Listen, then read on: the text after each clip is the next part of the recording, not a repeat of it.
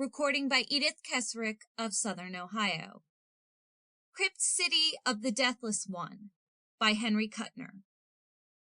1. Icy water splashed into Ed Garth's face and dripped down his tattered, grimy shirt. It was a tremendous effort to open his eyes. Fumes of the native Ganymedian rot-gut liquor were swimming in his brain. Someone was shaking him roughly. Garth's stocky body jerked convulsively. He struck out, his drink-swollen face twisted with frightened fury, and gasped, "Ilgana, vo mantra alcon." The hand on his shoulder fell away. Someone said, "That's it, Paula, the ancient tongue." And a girl's voice, doubtful, a little disgusted, "You're sure? But how in the system did this... bum, tramp," Garth muttered, peering blearily at the pale ovals of unfocused faces above him. "Don't mind me, sister. Beachcomber is the word. Drunk right now. So please get the hell out and let me finish my bottle." More water was sluiced on Garth. He shook his head, groaning, and saw Tolomo, the Ganymedian trader, scowling down at him. The native's three-pupiled eyes were angry. English hissed, oddly accented on his tongue. "You wake up, Garth. Hear me? This is a job for you. You owe me too much already. These people come looking for you. Say they want a guide. Now you do what they want and pay me for all that liquor you buy on credit."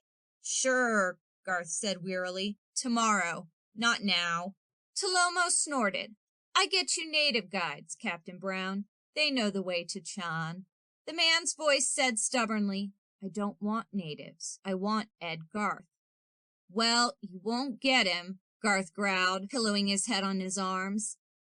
"This joint smells already, but you make it worse. Beat it."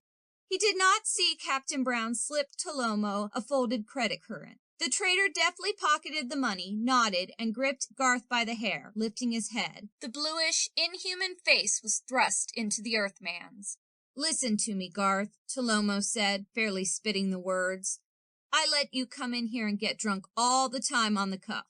You pay me a little, not much, whenever you gather enough alka roots to sell, but you owe plenty. People ask me why I let a bum like you come to my Moonflower Ritz bar." "That's a laugh," Garth mouthed. "A ramshackle plastic flophouse full of cockroaches and bad liquor. Moonflower Ritz. Hogwash." "Shut up," Tolomo snapped. "I let you run up a bill here when nobody else would. Now you take this job and pay me, or I have the marshal put you in jail. At hard labor, in the swamps." Garth called Tolomo something unprintable. "Okay," he groaned. "You win, louse. You know damn well no Earthman can stand swamp work, even with bog shoes. Now let go of my hair before I smash your teeth in. You do it? You guide these people? I said I would, didn't I?" Garth reached fumblingly for the bottle before him. Someone thrust a filled glass into his hand. He gulped the fiery purplish liquor, shuddered, and blew out his breath. "Okay," he said. "Welcome to Ganymede, the pleasure spot of the system. The worst climate outside hell, the only world almost completely unexplored, and the nicest place for going to the dogs I've ever seen. The Chamber of Commerce greets you. Here's the representative." He pointed to a six-legged lizard with the face of a gargoyle that scuttled over the table and leaped into the shadows where the light of the radio lamp did not reach. Captain Brown said, "I can offer you $50 to guide us to the ruined city, Chan. And maybe I can offer you $10,000 to do another little job for us."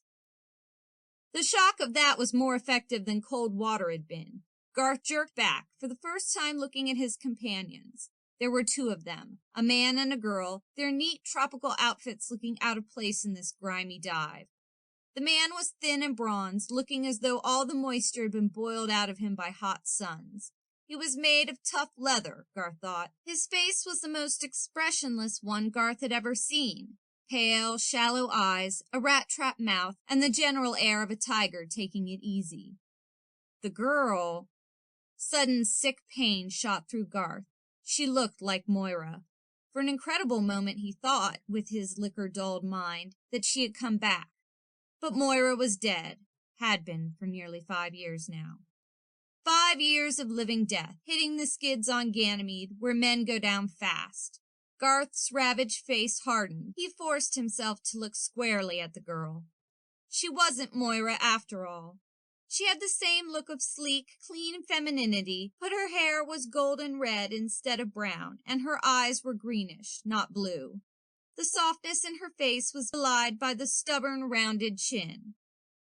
10,000, Garth repeated softly. I don't get the picture. Any native could take you to Chan. The girl said, We know that. We're interested in something else. Could you use 10 grand? Yeah, I could, Garth said. What would you do with it? Go back to Earth? We might swing it so that you could get a job there. There's been a shortage of men ever since the Silver Plague started. Garth laid his fingers gently around the glass and squeezed, till the transparent plastic was bent out of shape. He didn't look at the girl. I'm through with Earth. If I could collect 10,000, I'd commit suicide in a very funny way. I'd go into the Black Forest. The money could get me the men and equipment I'd need, but, well, nobody gets out of the Black Forest alive. You did, Captain Brown said. Eh? You heard about that? We've heard stories, plenty of them, about how you came out of the Black Forest 6 years ago, raving with fever and talking in a language nobody could understand, and how you've been taking trips into the forest ever since. Just what happened? I know you tried to get up expeditions to rescue a man named Willard. He was with you, wasn't he? Garth felt again that sick deadness in his brain, the monstrous question that had been tormenting him for 5 years now. Abruptly, he slammed his fist on the table. Tolomo's face appeared behind a curtain and vanished again as Brown waved him back. Forget it, Garth said. Even on Ganymede, men mind their own business. Usually. Brown stroked his cheek with a calloused thumb. Suit yourself. Here's the setup, then. It's strictly confidential, or the deal's off. You'll know why later. Anyhow, we want you to guide us into the Black Forest. Garth's laughter rang harsh and bitter. Brown and the girl watched him with impassive eyes. What's so funny about it? She asked, scowling. Garth sobered. Nothing much. Only for 5 years I've been sweating blood trying to get into the forest, and I know the place better than anybody on Ganymede. See this? He rolled up his sleeve and exhibited a purplish scar along his arm. A cannibal plant did that. I couldn't get away from the thing. Bullets and knives don't hurt the bloodsucker. I had to stand there for 2 hours, helpless, till it got all the blood it wanted. After that, I managed to pull away. I picked up a few scars myself, Brown said quietly. Garth glared at him. Not in the Black Forest. The only way to get through that pest hole is with a big armed expedition. Even then, you ever heard of the noctili? No, who? Flowers. Their pollen works funny, plenty funny. They grow in the interior and they give you amnesia. Not even gas masks help. The stuff works in through your skin. Doesn't it affect you? The girl wanted to know.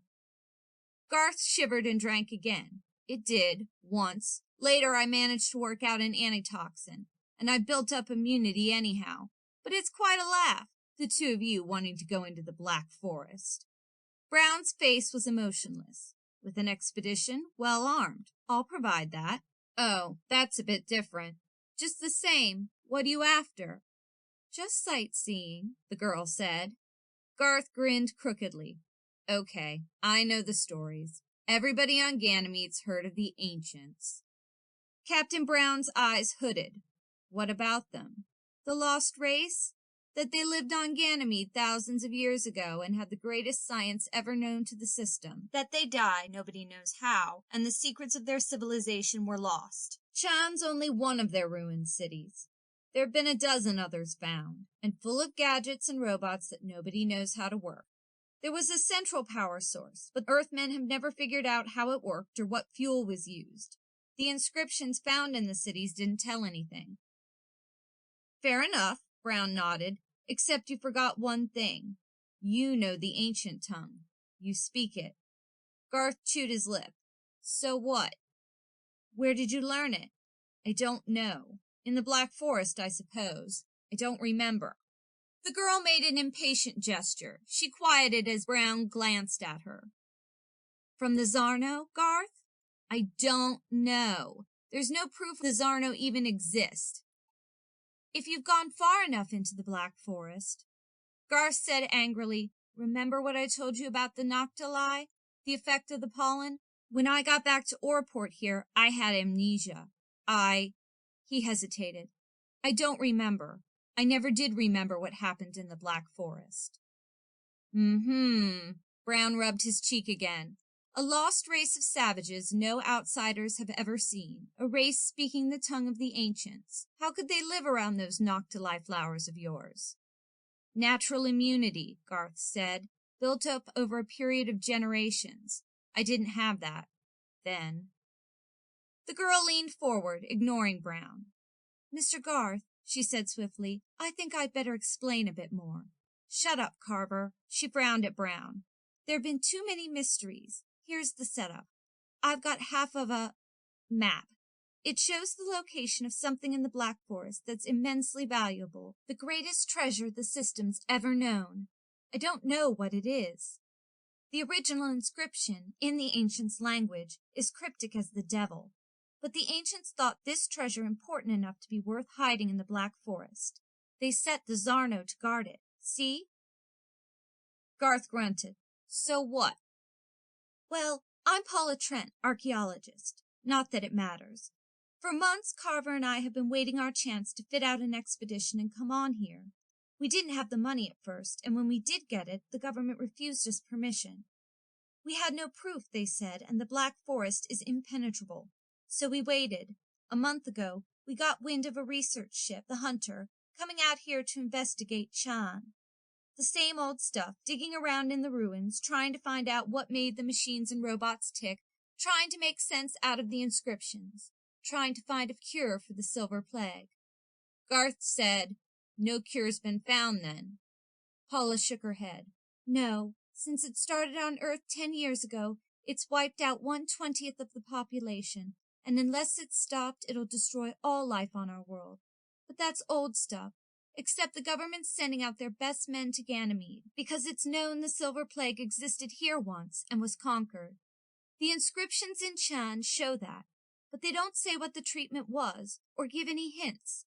However," she brushed red gold hair from her forehead, "Carver and I have planted men in the Hunter crew. Tough, good men who'll strike out with us into the Black Forest. With equipment." "Desertion, eh?" "Technically, sure. But the only way. Nobody will listen to us. We know. The ancients hid their most valuable treasure in the Black Forest. What it is we don't know. We're hoping it'll solve a lot of problems. The mystery of what powered their machines, what happened to the ancients, all that." "No planes can be used," Garth said. "There's no place to land in the forest." "That's why we want you.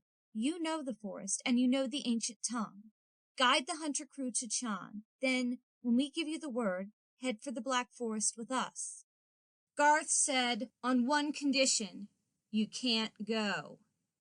Paula's eyes narrowed. "You're in no position to—" "Men might get through. A woman couldn't. Take it or leave it," Garth repeated stubbornly. Captain Brown nodded to the girl. "All right, it's a deal. Sorry, Paula, but he's on the beam. Here's $10, Garth. Balance when we get to Chan. We leave tomorrow at Jupiter Rise." Garth didn't answer. After a moment, Paula and Brown rose and went out through the mildewed tapestry curtain. Garth didn't blame them. The moonflower Ritz smelled. Presently, he found Tolomo and gave him the money. The Ganymedian hissed worriedly. "Only 10? You'll get the rest later. Give me a bottle." "I don't think—" Garth reached across the bar and seized a quart. "Hereafter, I do my drinking out of doors," he remarked. "I'll feel cleaner." "Svant!" Tolomo flung after him as he headed for the door. Garth's cheeks burned red at the word, which is Ganymedian and untranslatable, but he didn't turn. He stepped out into the muddy street, a cold wind, sulphurous and strong, stinging his nostrils. He looked around at the collection of plastic native huts. Till the Hunter had arrived, he'd been the only Earthman in Ortown. Now, he didn't feel like talking to natives. The Tor towered against the purple sky, where 3 of Jupiter's moons were glowing lanterns. At the base of the Tor was Garth's shack. Swaying a little, clutching the bottle, he headed in that direction. He had waited 5 years for this moment. Now, when at last he might find the answer to the problem that had turned him into a derelict, he was afraid. He went into his hut, switched on the radio line, and stood looking at a door he had not opened for a long time. With a little sigh, he pushed at the latch. The smell of musty rot drifted out. A lamp revealed a complete medical laboratory, one that had not, apparently, been used for months at least. Garth almost dropped a bottle as he fumbled it from the shelf. Cursing, he opened the rot-gut Ganymedian whiskey and poured it down his throat. That helped. Steadied somewhat, he went to work. The noctuli poison antitoxin was still here, but it might have lost its efficacy. He tested it. Good. It seemed strong, the antibodies having a long life cycle. It would work. Garth packed a compact medical kit. After that, he stood for quite a while staring at 2 blank spaces on the wall where pictures had once hung. Moira and Doc Willard. Damn! Garth snatched up the liquor and fled the house. He fought his way along the steep path that led to the tour's summit. The physical exertion was a relief. At the top, he sat down, his back against a rock. Beneath him lay Oretown, yellow-blue lights winking dimly. In a cleared field some distance away was the ovoid shape of the spaceship that had brought Paula and Brown, the Hunter. To the west, across sandy desert, lay Chan, dead city that had once housed an incredibly advanced science. Lost now, its people dust. Northwest, beyond the distant ridges, was the Black Forest, unexplored, secret, menacing. 6 years ago, Dr. Jem Willard had come to Ganymede with his intern, Ed Garth. Willard was trying to discover the cure for the silver plague that was wrecking Earth. He would have found it. He had got on the track, but an emergency call had come in one night. A native needed an appendectomy. Willard couldn't fly a plane. He had called on Garth, and Garth had been drunk. But he had piloted the plane anyhow. The crack-up happened over the Black Forest. That was the last thing Garth remembered, or almost the last. It would have been more merciful if the oblivion had been complete. Months later, he staggered out of the forest into Oretown alone. The noctuli poison had almost erased his experiences from his mind. He could remember a bare cell where he and Willard had been imprisoned. That, and one other thing. A picture of Doc Willard stretched on an altar, while Garth lifted a gleaming, razor-sharp knife above his friend's breast. He remembered that, but no more. It was enough. The question burning in his brain had nearly wrecked his sanity. He had tried to get back into the Black Forest, to find Willard, dead or alive, to learn what had happened, to discover the answer to his problem. He had failed. A year later, he learned that his fiancée, Moira, had died of the silver plague, and he knew that Willard might have saved her had he lived and continued his research. After that, Ed Garth hit the skids. He went down fast, stopping only when he reached the bottom. He killed the bottle and threw it out into emptiness, watching yellow light glint on the glass as it dropped. Well, he had his chance now. An expedition going into the Black Forest. But Garth was no longer the same husky giant who had fought his way through that deadly jungle. 5 years on the skids had played havoc with him. Stamina was gone, and the Black Forest was as terrible, as powerful as ever. Garth wished he had brought another bottle. 2. Jupiter is a ball of luminous clouded marble, gigantic in the sky of Ganymede. Its light is a queer, pale glow that lacks the warm brilliance of sunlight. When the titanic planet lifts over the horizon, gravity seems to shift, and the ground feels unstable beneath your feet. Jupiter was rising now. Oretown lay ugly and desolate in the strange dawn. Across the plain where the spaceship had landed, a string of truck cats, big, silvery desert freighters, stood motionless, ready to start the trip. There were signs of activity. At the central port of the Hunter stood a lanky, gray-haired man with a clipped, stiff Van Dyke. Behind him was Captain Brown. Garth, his medical kit strapped to his back, plowed through the light film of snow that lay over the sand. He was shivering in his thin garments, wishing he had a drink. Neither Brown nor his companion saw Garth's approach. The gray-haired man was speaking. "Time to start. If this guide of yours doesn't show up, we'll have to wait till we find another." "He'll show up," Brown said. "I only gave him $10. Garth reached the foot of the ramp leading to the port valve. "Morning. Am I late?" There was no answer. He climbed the slope, slippery with snow despite the skid treads, and stopped before the two men. Brown nodded at him. "Here's our guide, Commander Benson." Benson scowled incredulously under tufted brows. "What the devil? You're an Earthman." "Sure," Garth said. "What about it?" The commander glanced at Brown. "I expected a native. I didn't know—" He left the sentence hanging. "You can't wear those rags, man. Captain, break out some clothes for him." Without another look at Garth, Benson hurried down the ramp, shouting orders to someone below. Brown grinned at the other. "Come on inside," he urged, and in a lower tone, "He's the big shot. You know enough to keep your mouth shut, eh?" Garth nodded. Brown peered at him sharply. "You need coffee. I'll lace it. Come along." He took Garth to the galley and presently supplied food, drink, and clothing. He lit a cigarette, idly watching the smoke sucked into the air-conditioning grill. "Benson's a tough egg," he said at last. "If he had the slightest idea what we're figuring on, there'd be trouble. The commander never takes chances. We've got to give him the slip somehow." Garth gulped coffee. "How many men do you have?" 10. "Not many. Fully armed, though. There are 60 in the expedition altogether, but I could only feel sure of 10. Some of them I planted myself." Garth took the cigarette Brown handed him. "Thanks. I know Chan pretty well. Once we get there, we can get away from the others." "How?" "Underground passages, not well known. We'll come out about 30 miles from Chan, and from there it's another 20 to the Black Forest." "The last lap on open ground?" "Yeah. Not so good. If Benson misses us, he'll have planes out scouting. I've a hunch he's suspicious already. If he catches up with us, so what? There'll be other chances." "That's what you think," Brown said grimly. "I told you Benson was a tough egg. He'll clap us all in the brig, and we'd end up with prison sentences on Earth. Hazarding the success of a planetary expedition, they call it. So you see why we've got to find this treasure, whatever it is." "Then you don't know either, eh?"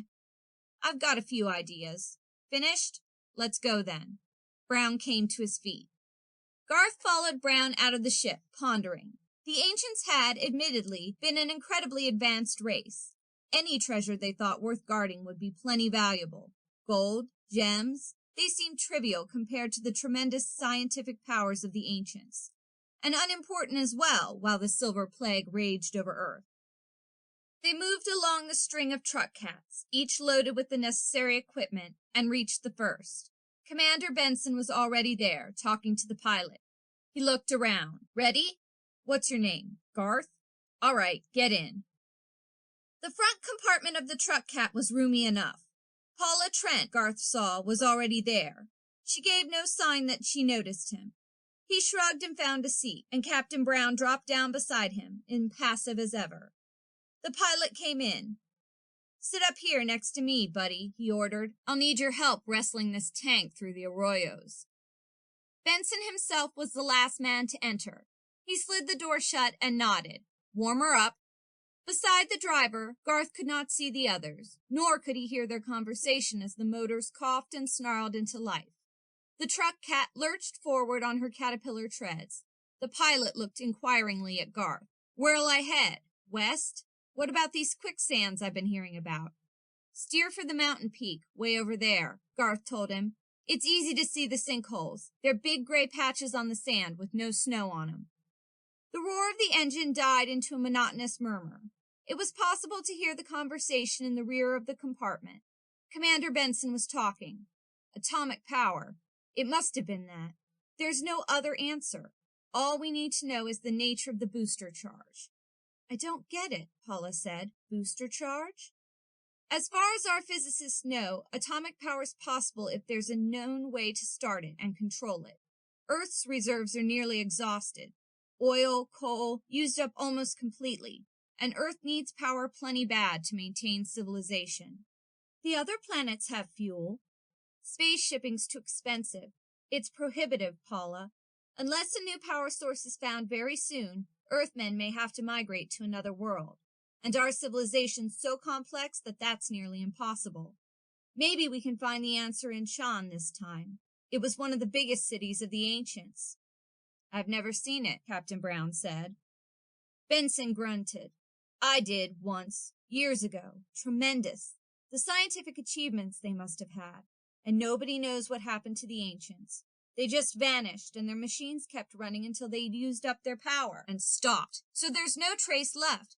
We've located the fuel chambers, but in every case they've been empty. Experiments have been made, unsuccessfully.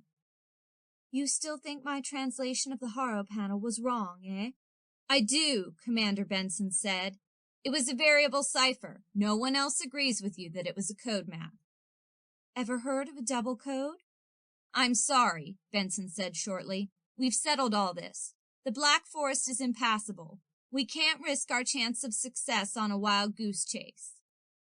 Beside the pilot, Garth's mouth twisted sardonically. He had an idea now what Carver Brown and Paula were after. The secret of the ancients' power source.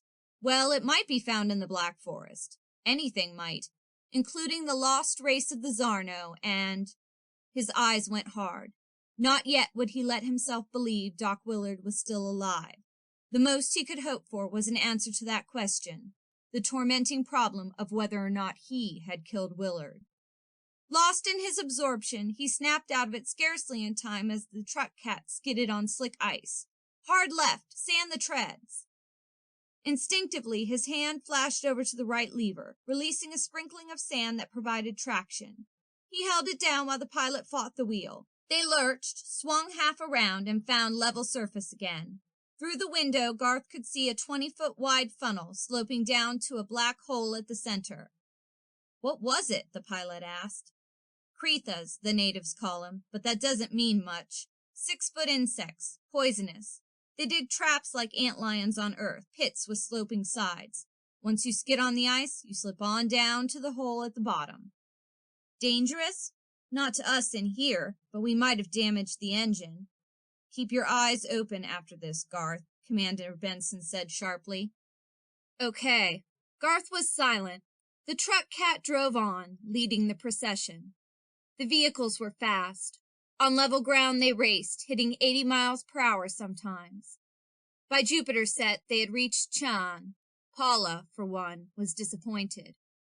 I expected a city, she told Garth as they stared around at the mile-square block of black stone, raised a few feet above ground level, its surface broken by a few structures oddly reminiscent of the subway kiosks of 2 centuries ago. It's all underground, Garth said. He was feeling shaky, needing a shot or two of liquor, but there was none. In lieu of it, he borrowed a cigarette from the girl and idled about, watching the men make camp. The roomy truck cats provided accommodations for 60 men without crowding. It wasn't necessary to set up tents. Indeed, in that icy air, only warmer tents, heated by induced current in their metallic fabric, would have been feasible. The trucks, however, could be heated easily and were air-conditioned. Garth walked over to a kiosk and peered into the black depths. Chan lay below, the gigantic, complicated city of the ancients. Through Chan was the road to the Black Forest, the only road they could use under the circumstances. Garth shivered and went in search of Brown. He was feeling shakier than ever.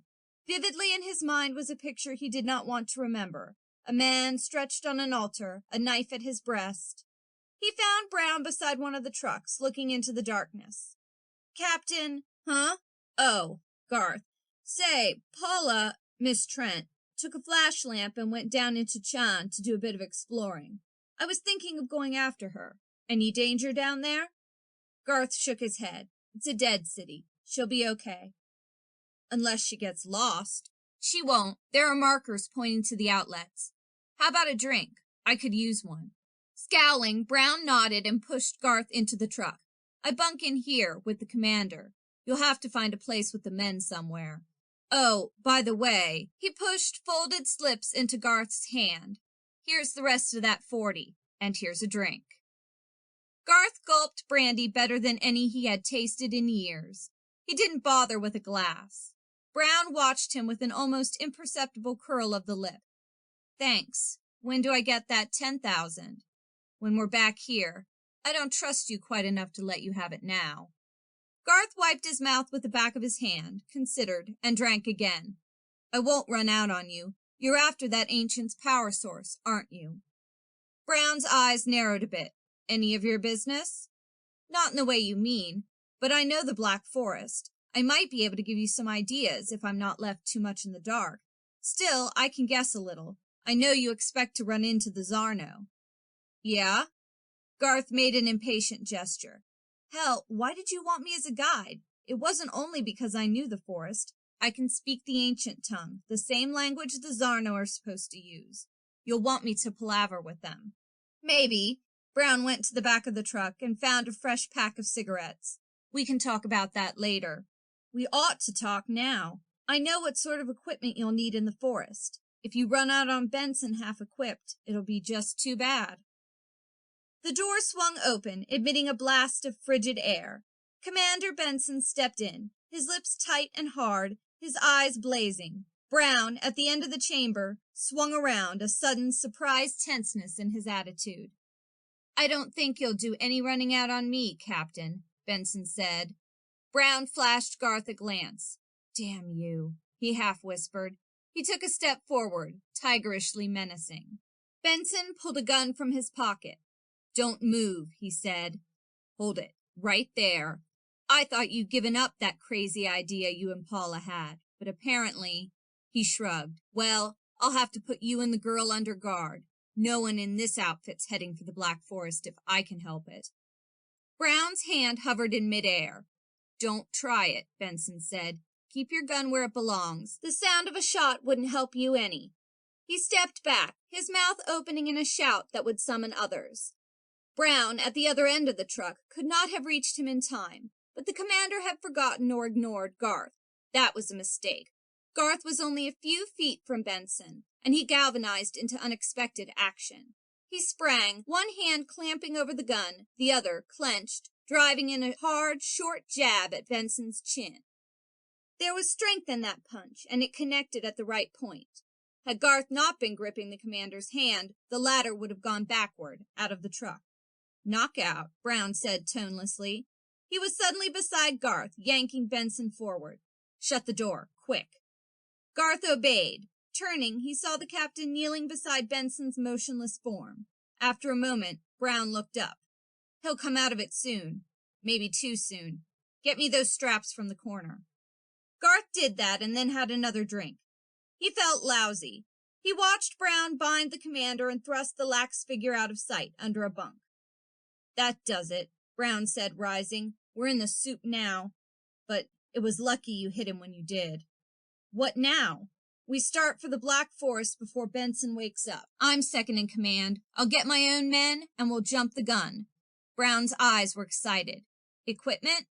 We'll take what we can. Weapons, mostly. Stay with me. They went out of the truck into the soft light of 4 moons, 2 large, 2 tiny. 4-fold shadows paced them over the icy slick. Garth hurried off to find his medical kit. By the time he returned, Brown had mustered his men and was waiting. He gave Garth a brief glance. Okay, Morgan, he turned to a giant in uniform. I'll be back in a couple of hours, as soon as we find Miss Trent. Bye. Bye, sir. Garth led the way into one of the kiosks. Lamps were flashed on. A spiral ramp led steeply down. In an undertone, Brown said, I told Morgan Commander Benson sent me to find Paula Trent, that she was lost in the city. So we're safe till we leave the underground passage, Garth said. After that, 20 miles across open ground. Has Benson got planes? Portable ones, yeah. Then we'd better do that 20 miles at night. The ramp ended. Before them was a gigantic room where their tiny lamps were lost. Here and there, enigmatic shadows loomed, the dead, fantastic machines of the ancients that had once made Chan alive and powerful. Garth went directly to an opening in the wall, Brown and his 10 men following, and entered a short tunnel. At one spot he paused, ran his finger over a panel of smooth metal, and pressed. A black oval opened silently. "Here's the way. They won't follow us beyond this point." Brown nodded. "Samson, get the man inside. Wait here for me. I'll be back as soon as I can." A burly, beak-nosed fellow with a cast in one eye and flaming red hair saluted casually. "Right. Come on, boys, hop through. Mind your packs." Garth stared at Brown. "What do you mean? Where?" "The captain said we're taking Paula Trent with us." "No, it's nearly suicide for us. She couldn't make it at all." "She's tougher than you think. Besides, she's got the map, and she's an archaeologist. I can't read the ancients' lingo. Can you?" Garth shook his head. "I can speak it, that's all, but if we find what we're after, we'll need Paula Trent. She's down here somewhere. Let's go find her." "I tell you..." Brown brought out a gun and leveled it. "Find her, or I'll find her myself, and we'll head for the Black Forest without you. Because you'll be dead. I haven't come this far to let you stop me, and chivalry looks a bit funny on a guy like you." Sudden murder light flared in the pale eyes. "Find her," Brown whispered, "and fast." End of section 1.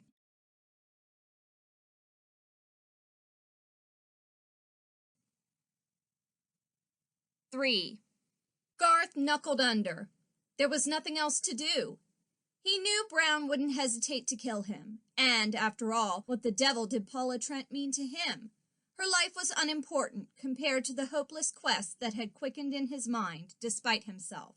For Doc Willard might still be alive. Even if he wasn't, there was that notebook the doc had always carried around with him, a book that contained the medico's theories about the Silver Plague. Even if that ghastly dreamlike memory were not merely delirium, even if Garth, witless and unknowing, had killed Willard, there was always that dim, desperate chance that the cure for the plague might be found in the Black Forest. So, damn Paula Trent. She didn't matter when the lives of millions might depend on Garth's penetrating the jungle that had baffled him for 5 years. Without a word, he turned and started back, Brown keeping close beside him. The huge chamber loomed before them, filled with its cryptic shadows. There was time now to see what they had missed in their quick flight a few moments ago, though not much time, for pursuit might start at any minute. Dead silence and darkness, broken by the crossing beams of the brilliant lamps. Garth listened. "Hear anything?" Brown shook his head. "Nothing." "Okay, we'll try this way." Then went into a passage that sloped down, ending in a vaulted room larger than the first. Brown swung up his gun abruptly as a figure seemed to leap from the darkness in the ray of the lamp. Garth caught his arm. Robot, unpowered. They're all over the city. The robots. Slaves of the ancients, Garth thought, who had died with them, lacking the fuel that could quicken them to life. No earthly scientists had ever been able to analyze the construction of the machines, for they were built of an alloy that was apparently indestructible.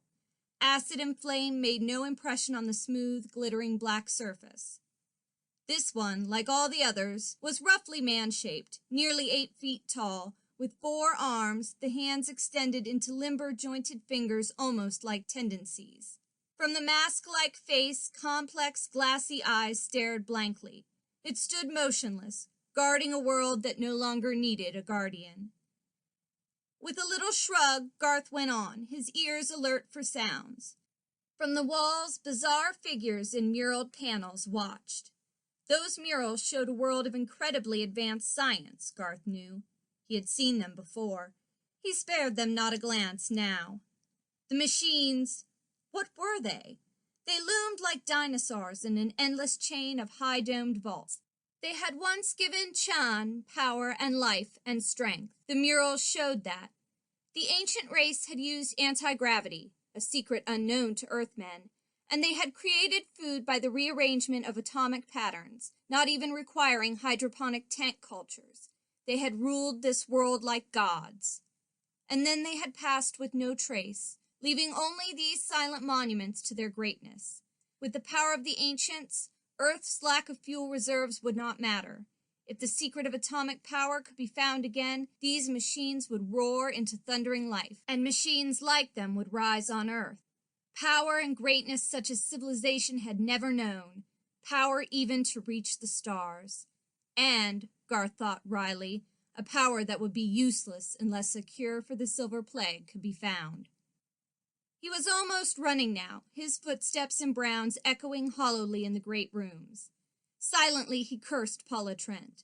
There were other levels below, many of them, and she might be down there, which would make the task almost impossible.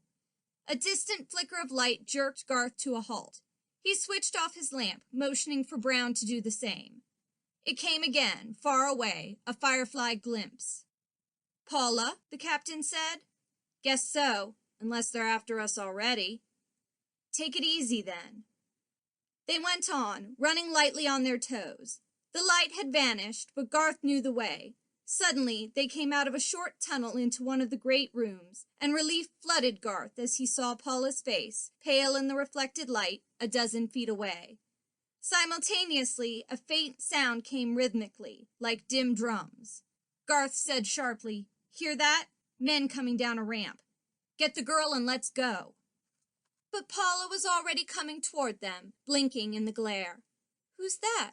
Carver? Brown gripped her arm. "There's no time to talk now, Paula. We're in a jam. Keep your mouth shut and come along. Garth, can you get us back to that secret passage?" "Maybe. It'll be blind luck if we make it. Turn your lamps out and link hands. Here." He felt Paula's firm, warm palm hard against his, and remembrance of Moira was suddenly unexpectedly painful. He had not seen an Earth girl for years. What of it now? Garth moved cat-footedly forward, leading the others. He went fast. Once or twice he clicked on his light briefly. They could hear the noise of the search party now, and a few times could see the distant lights. "If they find that open panel," Brown whispered, "keep quiet." Garth pressed them back into an alcove as footsteps grew louder. Luck stayed with them. The searchers turned off at another passage. After that, it was like a nightmare, a blind, stumbling race through the blackness of Chan, with menace hiding everywhere. Garth's hand was slippery with perspiration against Paula's by the time he stopped, his light clicking on and off again almost instantly. "This is it," he said. "The panel's shut." "Good. Samson must have had enough sense to close it. Unless—" Garth found the spring and pressed it. He flashed his light into the darkness to see the familiar faces of Brown's men staring at him. The captain thrust him forward. Paula was instantly beside him, and then Brown himself was through the oval gap. "They're coming," he murmured. "How in the hell does this work?" "Here." Garth didn't use his light. Under his deft fingers, the panel slid back into place, shutting off the noise of approaching steps. He gasped a little with relief.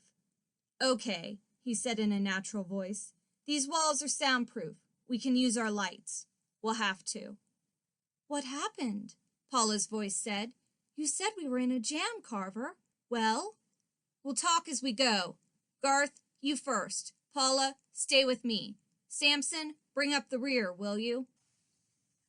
Garth obediently set down the sloping tunnel, scarcely listening to Brown's explanation. There were side branches to the passage here and there. He had to use his memory, which seemed less accurate than he remembered. Once he almost blundered, but caught himself in time. Brown said, "Garth, we've got 30 miles of tunnel and 20 more above ground till we hit the forest, right? This is rough going. We won't get out of here till daylight, so we'd better camp in the passage at the other end till tomorrow night." "We don't have to do that," Garth grunted. "This isn't Earth. Jupiter won't rise for 13 hours. The men have heavy packs." Brown shifted his own big one uncomfortably. 50 miles is quite a way. Still, the quicker we reach the forest, the safer we'll be." "There's a river." Garth's voice was doubtful. "We might use that." "Would it help?" "Yeah, but it's dangerous." "Why?" "Spouts. Geysers. The water's apt to explode under you any time. And there are big lizards." "Would it take long to make a raft?" Garth shook his head. "Lotta trees are better than balsa, and they grow on the banks. Plenty of vines, too, but—" "We'll do that, then," Brown said decisively. "Speed it up. We've got 13 hours. We can make it all right. Garth didn't answer. After that, it was pure monotony, a dull, driving march through a bare tunnel, up slopes and down them, till leg muscles were aching with fatigue. Garth dropped into a state of tired apathy. He had no pack to carry, but nevertheless his liquor-soaked body rebelled at the unaccustomed exertion. But he knew that each step brought him closer to his goal. The thoughts swung monotonously through his brain. Doc Willard, the notebook, the cure, the plague. Maybe. If he got through, if he found the notebook, if it had the cure, well, that was what he wanted, of course. But suppose he also found the skeleton of Doc Willard on an altar, with a knife hilt protruding from the ribs. He couldn't have killed Doc consciously. That was unthinkable. Yet the damnable influence of the noctuli pollen did odd things to a man's mind. Doc Willard, Moira, the Silver Plague. Half asleep, aching with exhaustion, he slogged ahead, moving like an automaton. And whenever he slowed his pace, Brown's sharp voice urged him on faster. Grudgingly, the captain allowed them rest periods, but by the time they reached the tunnel's end, the men were panting and sweating, and both Paula and Garth were near exhaustion. 30 miles at a fast pace, with only occasional rests, is wearing work. They emerged from the passage to find themselves on the slope of a rocky hillock. Low ridges rose around them, silhouetted in triple moonlight.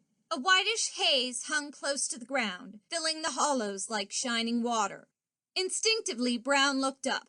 A meteor, drawn by the immense gravity of Jupiter, flamed across the sky. That was all. And that was a familiar enough sight. Garth, reeling with fatigue, nodded. River, down there, half a mile. The fog's thicker. Okay, let's go. This lap of the journey was nearly the hardest, but the low roar of the river steadily grew louder as they stumbled on, the luminous mist lapping their ankles, their knees, their waists. It closed above their heads, so that they moved in a ghost-like, shadowless world in which the very air seemed dimly lighted. Trees were visible. Garth, almost spent, searched for a shelving beach, found it, and dropped in a limp heap. He saw Paula sink down beside him. The men threw off their heavy packs with relief. Brown, the man was made of rawhide and steel, said, "I'll need help to make a raft. The boys that feel tired can keep their eyes open for pursuit planes. I don't think the commander would send out truck cats at night, but he'll use the searching planes." "They can't see us in this fog," Paula said faintly. "They could hear us, with their motors muffled, so we'll work fast. Garth." "Yeah, what?" "What trees do we want?" Garth pointed. "Lata. Like that one over there. They're easy to cut down, and they float. You'll find tough vines all around here." He forced the words out with an effort. Brown mustered 8 of his men, including the red-haired Sampson, and led them away. The sound of ringing axes presently drifted back. 2 others had been stationed on hillocks, above the low-lying fog, to watch for planes. Garth, alone with Paula, was almost too tired to be conscious of her presence. He heard her voice. "Cigarette?" "Thanks." Garth took one. "Sorry I can't offer you a drink." "So am I." Garth grunted. He could feel her eyes on him. He drew the smoke deep into his lungs, exhaling luxuriously. "Got a gun?" "Yes, why?" "Oh, things come out of the river sometimes. Hunting water lizards, carnivorous. You learn to sleep with one eye open on Ganymede." "It's a funny world," Paula acknowledged. "Once it was highly civilized. Now it's gone back to savagery." "Conditions are bad here. Too vigorous. Jupiter gives light but not much heat. Animals and plants have to be tough to survive. This is summer season, but it's plenty cold." "How much do you know about the Zarno?" she asked abruptly. Garth blinked. "Not much. Why?" "Not many people have ever seen them. I'm wondering. I managed to translate some inscriptions from Chan. The Zarno aren't human, are they?" Garth didn't answer. Paula went on. "The ancients knew them, though. They tried to educate them, like Rome colonizing savage races. That's probably why the Zarna is supposed to speak the ancient tongue. They do. And then the ancients died out, somehow. The Zarna were left. They became barbarous again. I wish I knew what they were like. Natives who've seen them don't seem able to describe the creatures. They wear shining armor, don't they? Garth closed his eyes, trying to remember. A vague, dim picture was growing in his mind. Man-like figures that glowed, faces that were craggy, hideous creatures. I've seen them, he said, but I've forgotten. The Noctuli poison, it wrecked my memory. You don't recall anything? Garth rubbed his forehead. Not human, no. Creatures like living statues, shining and moving. I don't know. Silicate life? Paula theorized thoughtfully. It's possible, and it might evolve on a planet where conditions were so tough for survival. Such creatures wouldn't be affected by the Noctuli pollen either, would they? No, or they built up resistance. The virus is active only in daylight, when the flowers are open. I don't know why. Before we go too far into the Black Forest, I'll have to give everyone antitoxin shots. Everyone but me. The pollen doesn't work on me anymore. They were silent, resting. It seemed only a moment before Brown appeared, announcing that the raft was ready. It's a makeshift job, but it's strong, he said. Listen, Garth, what about the planes spotting us on the river? We'll be an easy target. They wouldn't fire on us. No, but they'd use sleep gas and nab us when we drifted ashore. We don't want that. Garth rose, his muscles aching. It's a chance. Most of the time there'll be fog on the river. That'll help. He found his medical kit and shouldered it. I'm ready. The men were already on the raft, a big platform of light, tough lata logs bound together by vines. Garth took his place near the pile of equipment in the center. Keep to midstream, he cautioned. Watch for bubbles breaking ahead. Swing wide of those. Waterspouts. The raft slid out from the bank, long poles guiding it. Water washed aboard and slipped away as the platform found its balance. Presently, they were drifting downstream in the dimly lighted fog, the Black River murmuring quietly beneath them. Garth kept his gaze ahead. It was hard to see in the faint, filtered light of the moons, but a ray lamp would have been betraying to any planes that might be searching above. Swing left, hard, he called. The men obeyed. Oily bubbles were breaking the surface. As the raft moved toward the bank, a sudden geyser burst up from the river, a spouting torrent that tipped the platform dangerously and showered its occupants with icy spray. Garth met Brown's eyes. See what I mean? He remarked. Yeah, still, if that's all... The river flowed fast. Once or twice the plated back of a giant saurian was visible, but the water reptiles did not attack, made wary, perhaps, by the bulk of the raft. There were other waterspouts, but the men soon became adept at avoiding them. Sometimes they drifted through fog. Sometimes the mists were dissipated by winds, though not often. During one of the latter periods, a faint droning drifted down from above. It was the worst possible timing, for the two larger moons were directly overhead, blazing down on the river. The stub-winged shape of a plane loomed against the starry sky. Brown said sharply, "Drop flat. Don't move." He forced Garth and Paula down. "No, don't look up. They'd see our faces." "They can't miss us," Samson murmured. "There's fog ahead." The sound of the plane's motors grew louder. Abruptly, there was a splash. Another. Something shattered on the raft. "Hold your breath," Brown snapped. Garth tried to obey. A stinging ache had crept into his nostrils. His lungs began to hurt. The plane had spotted them. That was obvious. Sleep gas works fast. Another soft crash. Garth barely heard it. He saw a stubby, cruciform shadow sweep over the raft as the plane swooped, and then a wall of silvery fog was looming up ahead. Paula gave a little gasp. Her body collapsed against him. The fire in Garth's chest was blazing agony. Despite himself, he let breath rush into his lungs. After that, complete blackness and oblivion. 4. Garth woke in reddish, dim twilight. Instantly, he knew where he was, even before he sat up and saw the black boles of immense trees rising like pillars around him. The forest. About time, Captain Brown's toneless voice said. That sleep gas put you under for hours. Garth rose, glancing around. They were camped in a little clearing among the gigantic trees, and some of the men were heating their rations over radiolite stove kits. From above, the crimson light filtered vaguely from a leafy roof incredibly far.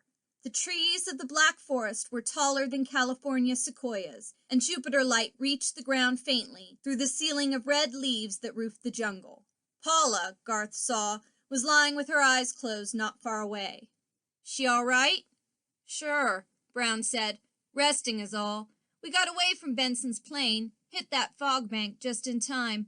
You'd passed out, so I took a chance and kept going. After we reached the forest, I landed the raft and headed inland a bit. So here we are. Garth nodded. That was wise. The river goes underground half a mile further. Any accidents? Brown looked at him oddly. This might be Yosemite for all the danger I've seen so far. It's a picnic. That, Garth said, is just why it's so bad. You don't see the trouble till after it's happened. He didn't explain. Where's my kit? Here. Why? Before we go any further, you'll need shots. Antitoxin against the noctili pollen. The flowers don't grow on the edges of the forest, but the wind carries their poison quite a ways sometimes. Garth rummaged in his kit, found sealed vials and a hypo, and carefully sterilized everything over a radiolite stove he commandeered from one of the men. After that, he administered the antivirus, first to Paula and last of all to Brown. He took none himself. He had acquired a natural immunity to the pollen. There was barely enough to go around. Brown's shot was slightly less than the regular dosage, which vaguely worried Garth, but the captain, annoyed by the delay, was anxious to talk about immediate plans. Benson might land at the edge of the forest and come after us a mile or so, not further, but we better start moving. He led Garth over to where Paula sat. It's time for you to see the map. The girl nodded in agreement. She took out a folded flex paper and extended it. Garth squinted down in the red twilight. Map? More like treasure hunt, Paula explained. There's a series of guide points, you see. So far, we're okay. Narva means west in the ancient tongue, doesn't it? Narva. Garth gave the word a slightly different pronunciation. Yeah, well, 3 salags northwest to the mouths of the waters below. Mouths of the singing below, I made it. Garth shook his head. I can't read the stuff. I just know the spoken language. Read the whole thing out loud so I can get it. Paula obeyed. Her pronunciation made some words unfamiliar to Garth, but by experiment he found what was meant. Uh-huh. A salag is less than 3 miles as far as I can judge. I think I know the place. It's a hill honeycombed with little caves. You can hear the water running underneath it. That fits, the girl agreed. This won't be so hard after all. Garth grunted. He turned to Brown. I want a gun. And a knife. I'll need both. Samson! The red-haired man approached, squinting. Yeah? Rustle up a knife and gun for Garth. Check. Paula was staring at Garth. You expect trouble, don't you? I do. She made a gesture. This all seems so peaceful. Listen, Garth said. The Black Forest is the worst death trap in the system. Here's why. The struggle for existence is plenty tough here. Brute strength isn't enough, nor agility. A tiger or a deer wouldn't last long here. In the forest, the survival of the fittest means the plant or animal that can get the most food. That sort of thing has been going on here for 1,000,000 years. The beasts developed super quick reactions. They could smell danger a mile away, so they had to have strength, agility, and something else to get close to their prey. Brown stared. What? Invisibility, or its equivalent. Ever heard of protective coloration? Camouflage? Well, the creatures of the forest are the most perfect camouflage experts that exist. They don't simply trick your eyes, either. They trick the other senses. If you smell perfume, take it easy, or you'll find yourself asleep while your head's being chewed off by a lizard that looks as nasty as it smells good. If you see a path and it feels solid, don't walk too far on it. Things have made that path. A carnivorous moss that feels exactly like smooth dirt underfoot, till their digestive juices start working. If you hear me yelling your name, take it easy. There are birds like harpies here that imitate sounds the way parrots do. Garth's grin was tight. You'll find out. It's camouflage carried to the last degree, for offense and defense. I know the forest pretty well. You don't. You haven't developed a sort of sixth sense, an instinct that tells you when something smells bad, even though it looks like a 6-course dinner. All right, the captain said. This is your territory, not mine. It's up to you. It was, Garth decided later as he led the way through the black columns of the trees. Very much up to him. Brown and the others were tough, hard fighters, but they didn't know the subtleties of this hellhole, where death lurked everywhere disguised. He had got a drink from Samson, and his nerves were less jagged, but physical exhaustion still gripped him. He'd been on the skids for a long time, and was in rotten bad shape, but if the girl could stand it, he could. It was warmer in the forest. The trees seemed to exhale heat and moisture, and there was no snow on the ground. Great ebony pillars of giant trees, rising hundreds of feet into the air, made the place a labyrinth, and the deceptive reddish twilight made walking difficult, even to Garth's trained senses. There was trouble, though. When a gorgeously colored butterfly, flame red and green, fluttered down toward Paula, Garth hastily slapped at the insect with a thick leaf he was carrying. "Watch out for those," he told the girl, nodding toward the crushed body. "They're poisonous. Bad medicine." And once, as Brown was about to seat himself on a rounded grayish boulder, Garth whirled the man away just in time. A hole in the rock gaped open, and a pair of fanged mandibles snapped out, clicking together viciously. Garth put a bullet in the thing. It heaved itself up on spidery legs, revealing that the rock was a carapace covering an insect-like body, and it took a long time to die. There were other similar incidents. They had a bad effect on the men, even Samson. The crew Brown had picked was tough, but the Black Forest was like distilled poison. It was easier to face a charging rhino than to travel through this ebony jungle where silent, secret death lurked concealed in a diabolic masquerade. That was the first day. The second was worse. The trees were thicker, and sometimes it was necessary to use machete blades to hew through the tangled undergrowth. Another day, and another, following the clues on Paula's cipher map.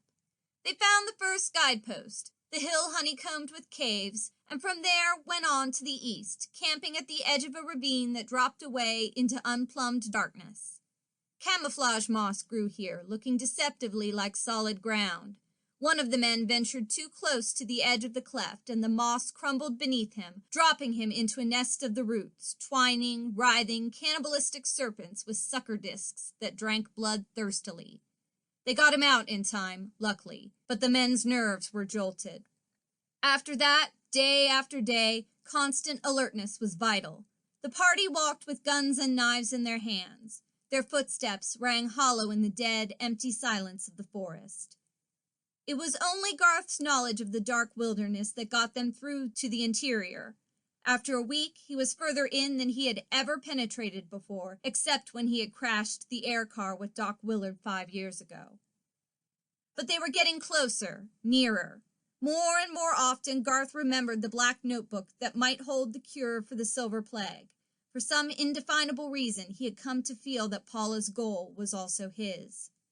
It was logical enough.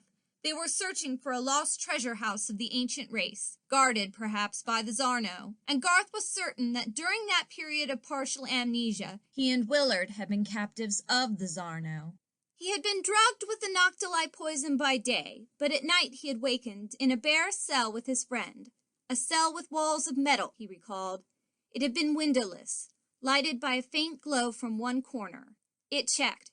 A ruin once built by the ancients, now inhabited by the Zarno. If he could find that notebook. He always stopped there. He knew what he might also discover, the skeleton of Willard stretched on an altar. That picture always made his stomach go cold and tight. That night, Brown complained of a splitting headache.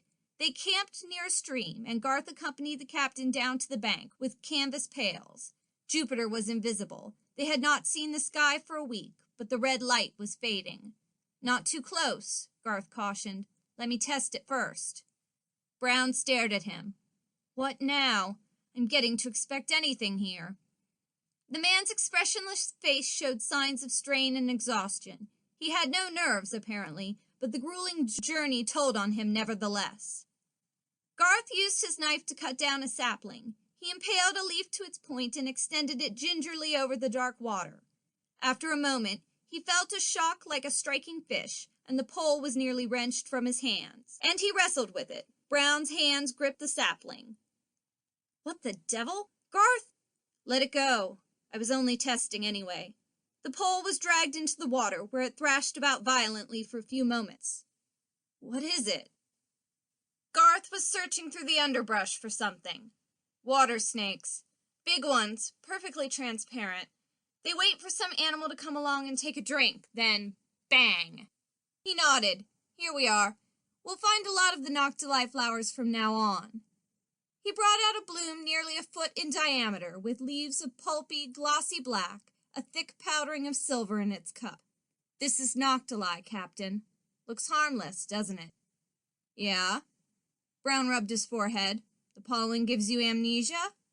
In the daytime, when it's active. It's phototropic. Needs light. Jupiter can't have set yet, so this ought to work. Garth found another pole, speared the flower on its tip, and extended the blossom over the water.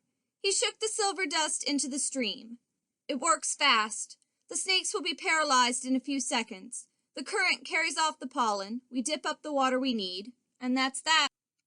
Paula peered through the bushes, glancing around warily. In the last week, everyone had learned to be alert always. Lines of fatigue showed on her pale face. Red gold hair was plastered damply on her forehead. Carver! What's up? She glanced at Garth. The men. Samson's talking to them. Brown's rat-trap mouth clamped tight. That so? Samson shoots his mouth off too much. What's the angle? I think they want to go back. Garth, dipping up water in the canvas bucket, said, We've only 3 more days to go, unless we run into bad country. I know, but they're armed. I'll talk to him, Brown said quietly.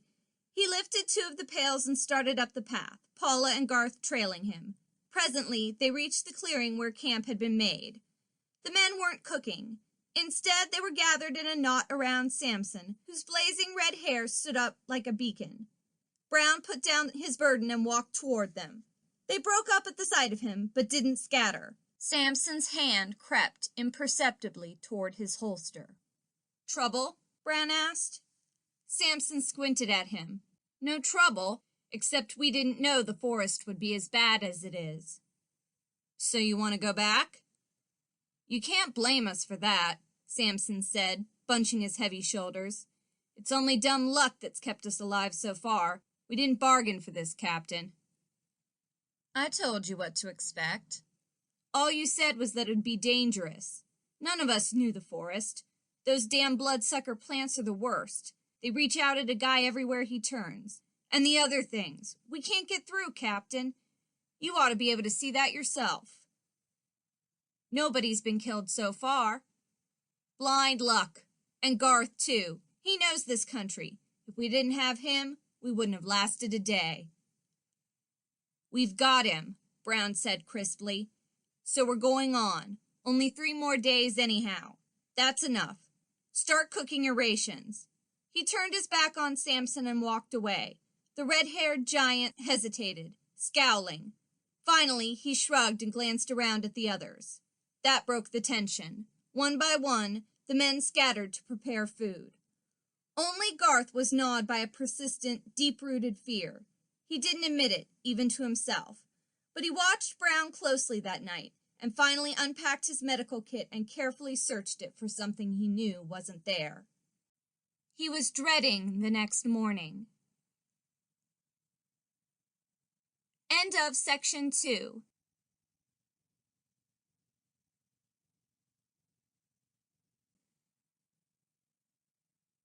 Five. Slow, reddish dawn brightened over the forest. Garth felt someone shaking him. He grunted, stirred, and opened his eyes to see Paula's white face and, behind her, Samson. Yeah? What's wrong? He scrambled out of his blankets, blinking. The girl, pale to the lips, pointed toward a recumbent figure. Carver, Captain Brown, I don't know. Samson said gruffly, looks like he's dead. The men on guard duty said he didn't move once all night. Icy hands constricted suddenly around Garth's heart. Without answering, he got his kit and went over to examine Brown.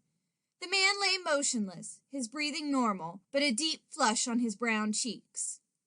It isn't the plague, is it? Samson asked, his voice not quite under control.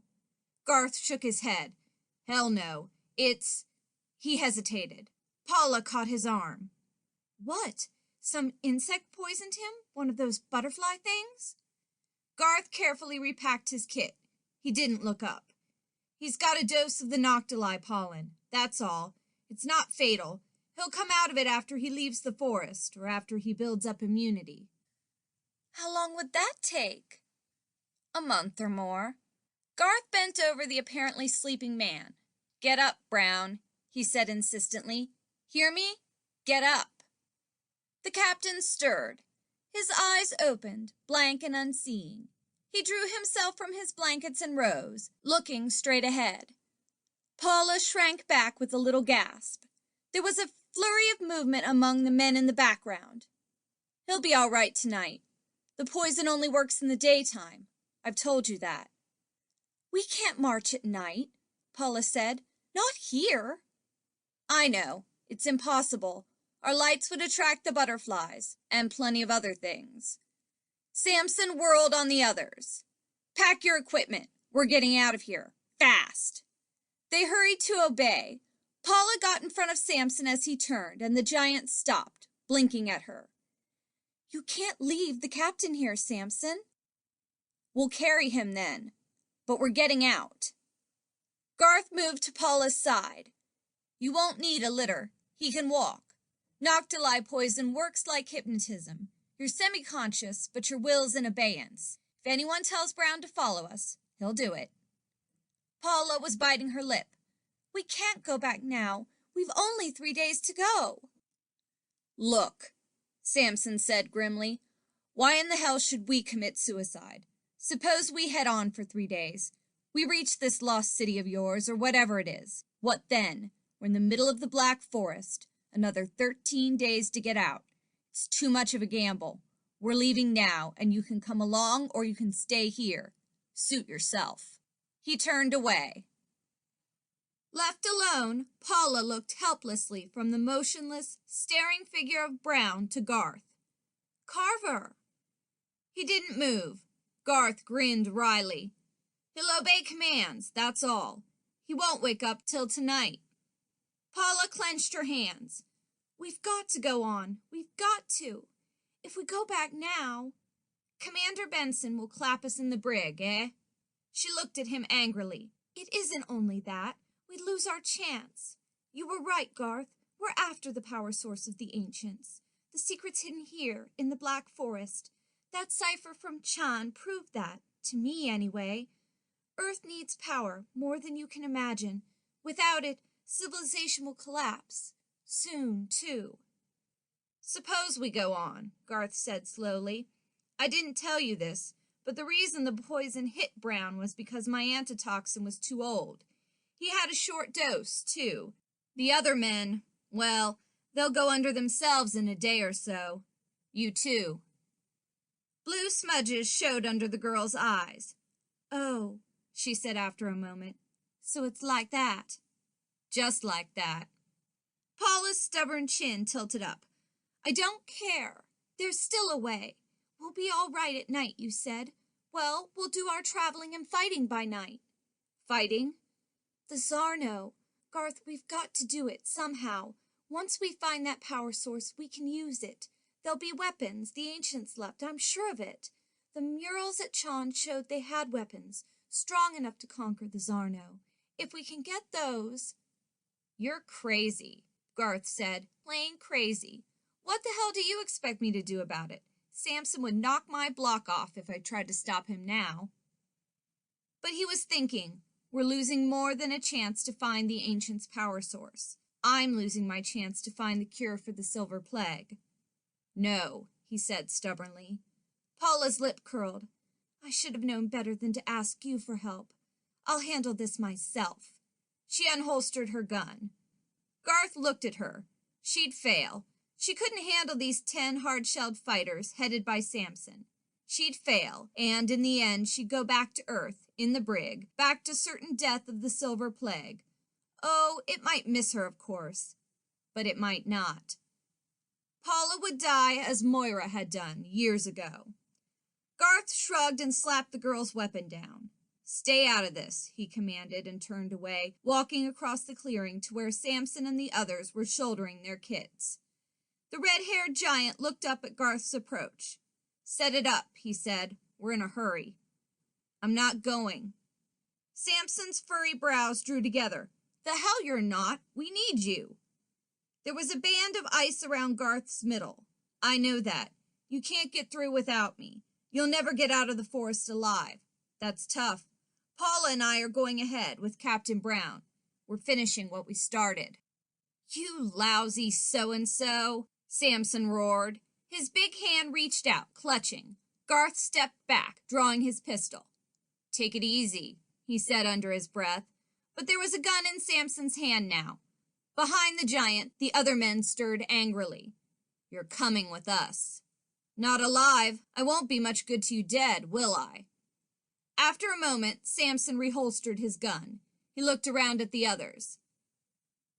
Someone said, We can get along without that, son. Samson glowered at him. Shut up. We can't. You'd have been sucked dry by that spider thing yesterday if Garth hadn't seen it in time. He knows where to walk in this hellhole. Garth didn't say anything. He hesitated, holding his gun with casual lightness. Samson glared. What do you want, then? I want you to keep going. Finish what you started. Then what? We may find weapons. And other things. Suppose we don't. Then we'll come back. I got you in here, and I'm the only man on Ganymede who can get you out. Samson's eyes narrowed. Suppose we say yes. You can't keep a gun on us all the time. We might jump you. There are ways of making a man do things he doesn't want to do. Sure, Garth admitted. You could torture me. Only that wouldn't help. Samson's gaze flicked past to the girl. Garth said quickly, That wouldn't help either. Here's why. The antitoxin I gave you was too old. It isn't working the way it ought. Captain Brown was the first man to go under. But within 3 days, at the latest, every damn one of you will have the Noctuli poison. Garth thought Samson was going to shoot him then and there. A yell went up from the men. Samson's lifted hand quieted them. The giant was pale under his space burn. Is that straight? Garth nodded. It's on the beam. Yeah, it'll take you a week to get out of the forest, and you won't last that long even if you force me to guide you. I don't think you can do that anyway, but even if you did, within 3 days you'll be like the captain, walking dead men. You'll be okay at night, but you can't travel at night. By day you'll be living statues, sitting in the forest waiting for the bloodsucker plants to come along and drain your blood, waiting for the poisonous butterflies to paralyze you and lay their eggs under your skin, waiting... You've seen what sort of things live in the forest. Every day you'll be helpless. You can't run. Some night you'll wake up with your legs chewed off, or the butterfly maggots eating you alive. Like that? Well, that's what you'll get, and I'm the only guy who can save you. The faces of the men told Garth that his shots had gone home. The deadly menace of the forest, lurking always in the background, had worked into their nerves. Samson's big hands clenched. Damn you, he snarled. You can't. Garth went on quickly. I'm handing this to you straight. We're in a spot, sure, but we can get out of it. I can make more antitoxin, but it'll take a while. I can't do it while we're traveling. I need equipment. Here's what I'm proposing. We all keep going the way we started. I'm immune to the pollen. We move fast, we'll reach the lost city, or whatever it is, before you go under. Then I can start making antitoxin. But I'll be able to make fresh shots and neutralize the Noctuli pollen. It's too long a shot, Samson said. Okay, Garth told him. Suit yourself. Play it my way or commit suicide. He turned and walked toward Paula, who had not moved from Brown's side. Her eyes were steady on his. Thanks. That was nice going. Plenty nice, if you pull it off. It's suicide either way, Garth grunted. He began packing Brown's kit and his own. Footsteps sounded. Garth didn't turn. He heard Samson's deep voice, hoarse with repressed fear and rage. We're playing it your way, Garth. God help you if you make any boners. Sudden relief weakened Garth. He tried not to show it, though he realized that his hands were trembling. Fair enough, he said. We'll march in 10 minutes. Get the men ready. Samson muttered something and retreated. Garth slipped the pack on Brown's shoulders. The captain, looking blankly ahead, didn't seem to notice. Keep your eye on him, Garth told Paula. He'll be between us. He'll keep marching till we tell him to stop, see? She nodded, moistening her lips. Yes. Is that going to happen to all of us? Garth said nothing. There wasn't anything to say. But he knew, as he led the party away from the camp, how long a gamble he was undertaking. There were so many chances that he might fail. The odds were plenty tough, yet the stakes were equally high. Had he known how difficult those odds were, Garth might not have risked it, for the noctuli poison worked faster than he had guessed. Meantime, he guided 10 sullen, fearful men, a walking corpse, and a girl deeper into the unexplored heart of the Black Forest. The noctuli flowers breathed their poison from the underbrush, deadly and relentlessly. 6. That day, they met a new enemy. Jet-black lizards, 5 feet long, that clung to the black tree boles, perfectly camouflaged till the party came close. Then the reptiles flashed toward them, fang jaws gaping. Constant alertness was all that saved them, that and the blazing guns that killed the monsters. Presence of the lizards was no respite from other perils. The bloodsucker plants were more numerous, and the camouflage moss made deceptively inviting paths through the red gloom. By dark, everyone was nearly exhausted, nerves worn to rags. Garth knew it would not take much for the men to explode into furious resentment against him. Luckily, an hour after they had made camp, Captain Brown woke from his drug trance, perfectly normal. But it took a while to make him understand what had happened. For the first time, Garth saw Brown lose his iron self-control, and then it was only for a moment. A flash of stark horror showed on the captain's lean, hard face, to be gone instantly. He lit a cigarette, eyes brooding on Paula and Garth. Briefly, he glanced past them to the men, preparing their rations. Not so good. I suppose it's useless to think of traveling by night. It's impossible, Garth told him. You can make more antitoxin? Sure, but not here. It's too dangerous. We've been safe so far because we've moved fast, camping at a different spot every night. If we hold up, we'd have a gang of monsters down on us in no time. Brown considered. It's a nasty business having my own body go back on me. A bit of a shock. Well, he let the smoke drift from his nostrils. 2 more days ahead of us, eh? Then we reach the lost city. If it is a city, we don't even know that. But we do know there may be Zarno around. We'll have to arrive there soon after dark, so I'll be conscious. If there's a fight, I want to be in on it. Why the devil didn't you test that antitoxin, Garth? His voice was harshly angry. Garth didn't answer. Brown had given him the rush act, but he wasn't making any excuses. Paula said, "This isn't the best time to quarrel. You'd better talk to the men, Carver, so there'll be no trouble tomorrow." Yeah, I suppose so. Even the rebellious Samson was convinced by Brown's well-chosen remarks. They slept uneasily, with guards replaced every 2 hours, and the next day woke to find Captain Brown once more sunk into his noctuli trance. A few of the men complained of headaches. By mid-morning, Paula succumbed to the poison. Garth did not realize at first what had happened. Then, turning, he saw the girl's blank face and wide eyes fixed straight ahead as she marched along, and knew she was entranced by the noctuli till nightfall. The exercise of walking, speeding metabolism, had hastened the action of the virus. They went on. An hour later, another man went under. Then another. By noon, only 5 men, including Garth and Samson, were still conscious. Their difficulties increased proportionately. They had to be on guard every second. The Noctili victims walked quietly in line, but they did not react to danger. If the tentacles of a bloodsucker plant flashed out, they wouldn't try to escape. Their instinct of self-preservation had been dulled and blanketed. The afternoon was pure hell. Garth, Samson, and one other man had to guard and lead the rest. Their guns crashed incessantly, it seemed.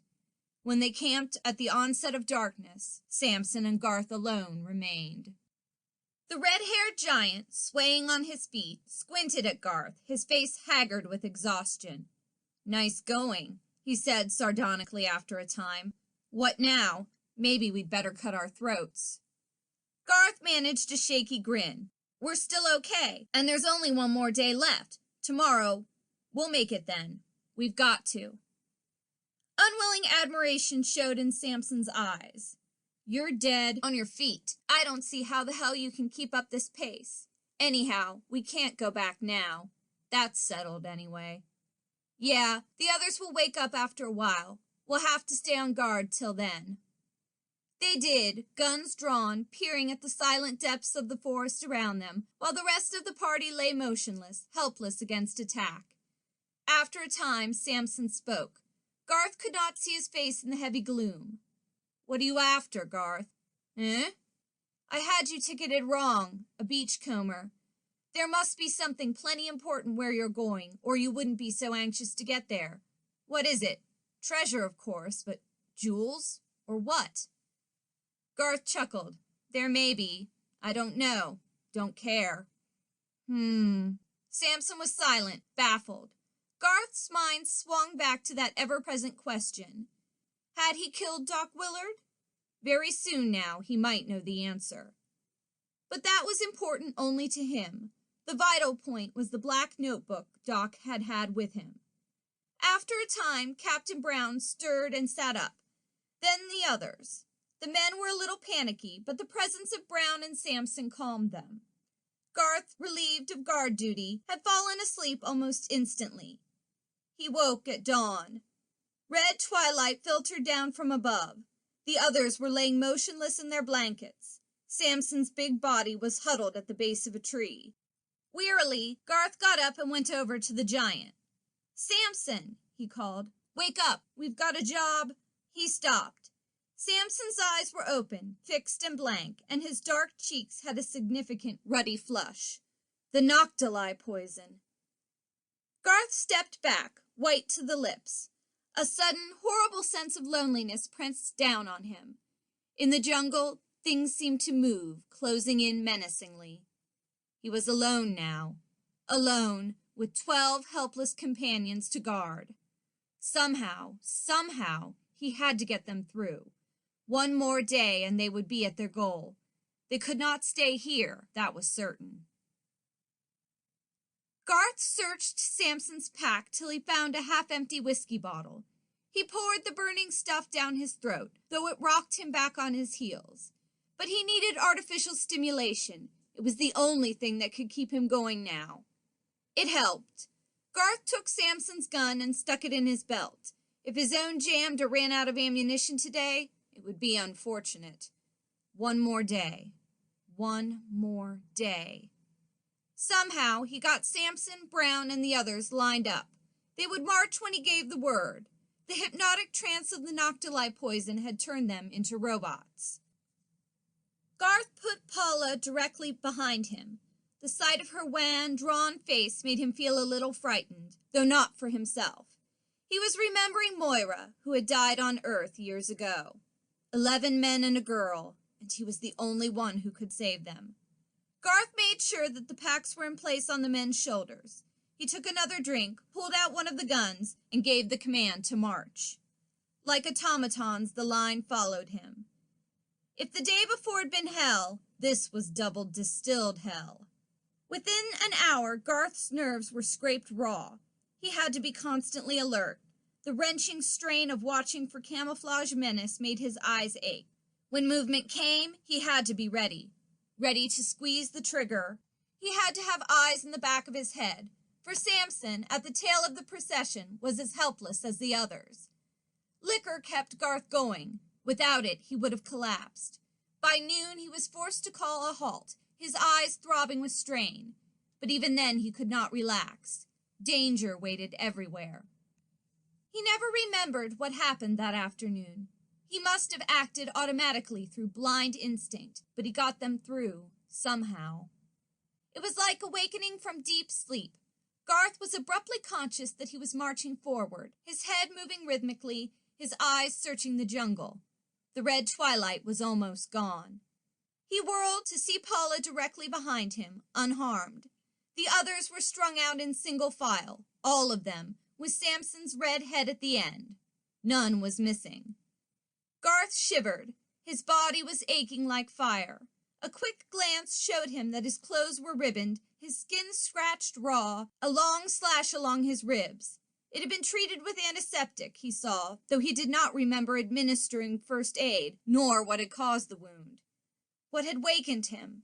He peered through the gloom, making out a dark bulk, regular in outline, ahead and to his left. A few paces further gave him the answer. It was a building, of black stone or metal, no more than 12 feet high, with an archway gaping in the nearest side. Somehow it struck a chord of memory. They must be near their goal. No savages had built this structure. The ancient race? The Zarno. They might be nearby. It would not do to encounter them now, while the men were in their noctuli trance. And here, in the forest, they were without cover, at the mercy of the Zarno should they appear. Garth reconnoitered quietly, leading the others, for he dared not leave them alone. The black building seemed untenanted. He could vaguely make out a flight of steps leading down into darkness, and, more important than that, the threshold itself was thick with dust and mold. The temple was empty, which made it a good place to hide. Garth was beginning to realize he could not keep going much longer, at least without collapsing, but soon after dark the others would recover from their trance. He stepped warily across the threshold into the gloom of the temple. Simultaneously, the flooring sank almost imperceptibly beneath his feet, and a deep, brazen bell note boomed out, hushed with distance, as though it had come from underground. Indecision held Garth motionless for a moment. That clang was a signal of some sort. A warning against trespassers? A warning to whom? He was answered quickly. A low cry came, harsh and oddly familiar. It was the first of many. Garth, hesitating on the threshold, uncertain which way the danger lay, instinctively reached out his arm and dragged Paula close. She came obediently to his side, her eyes seeing nothing. The others, they stood like frozen statues. Something flashed amid the underbrush. The scarlet tangle of vines and leaves was torn aside, and a figure leaped into view. A figure, manlike, yet not human. At first glance, it seemed to be a man in armor, more than 6 feet tall and proportionately broad. Its body gleamed with reflected light. Necklace, its head was a hairless, shining ball whose only features were 2 oval, jet-black eyes. They were uncannily menacing. A statue come to life. For the creature's body was obviously not flesh. It was hard, rough, and shiny as translucent glass. Silicate life, sprung from a silicon chemical base, as earth life comes from carbon, but sentient, intelligent, and dangerous. Others like it raced into view, pausing as they saw Garth and his companions. The first stepped forward. He had no mouth, but a circular diaphragm below and between his eyes vibrated rapidly, forming recognizable words. Akron, Granro, Celery. It was the ancient tongue, which Garth had learned 5 years before and never forgotten. It came back to him easily now. He was beginning to remember other things, too. These creatures, he had seen them before. The Zarno. We come in peace. He raised one hand, his nerves jolting, waiting for the answer. Presently it came. You are not a god. The others with you are not gods. We are the Zarno. We destroy. We guard the house of the gods till they return. Another of the silicate creatures pushed forward. Do you not know this being, Karn? 8 estads ago he came here with another like him. Do you remember? Karn nodded slowly. That is true. We did not slay them then, for we thought they were messengers from the gods. They pretended to be. We were not sure. This one escaped. The other went into the darkness. The other? Doc Willard? Garth felt his throat tighten. The darkness? What is that? The place from which only the gods return, Karn said slowly. Did he mean death? Before Garth could ask, the second Zarno spoke. They must be taken and sacrificed, Karn. Garth took out his gun. Wait, he said sharply as the Zarno moved forward. We have weapons. We can destroy you. You do not speak the truth. Only the gods can destroy us. Ages ago they came here and built their temple and taught us to be wise. When they left us, we stayed on to guard the sacred places. Garth's mouth felt dry. We are messengers from the gods, he declared. It is not true. Karn began to walk forward. Take them. Garth knew he had lost. It was like a nightmare, the steady, relentless approach of the monstrous beings. Garth held his gun leveled, his arm tightened around Paula's shoulders. Keep back, he commanded, conscious of the uselessness of the words. Instead, Karn and the others walked on. The creature's shining arm lifted, clamped on Garth's shoulder. He fired. Karn did not seem to feel the bullet, though it had not missed. Garth squeezed the trigger again. The pistol jolted against his palm. The Zarno were invulnerable. Garth fought, nevertheless. He could see the silicate men lifting his companions like sacks of meal, hoisting them to gleaming shoulders and carrying them unresisting through the forest. Paula was torn from his grasp. Cursing, he struck out at Karn's impassive, inhuman face with the revolver butt. Useless. Nothing could harm these creatures of living stone. Ignoring his struggles, Karn prisoned Garth's arms and lifted him. Helpless, Garth was carried after the others. He forced himself to relax. A fury of impotent rage flooded him. He battled it down. Better wait. A chance might come later. Just now, there was none. Wait. Through the forest they went, a score of the silicate creatures, striding like armored giants in the darkening red glow. Not far. A pillar of black metal loomed before them soon, broken by an archway. 2 of the monsters guarded it. For a moment, Garth mistook the monolith for one of the ebony trees. Then he realized his error as they crossed the threshold and began to descend a spiral ramp. Now there was light, a cool, silvery radiance that seemed to come from the walls. Karn's footsteps thumped hollow, tirelessly. Sudden weakness made Garth dizzy.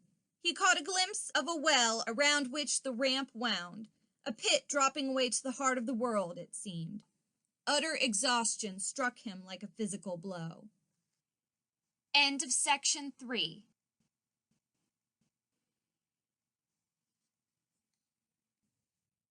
Seven. He remembered dimly what happened after that. It was like a series of fantastic visions, nightmare flashes of memory.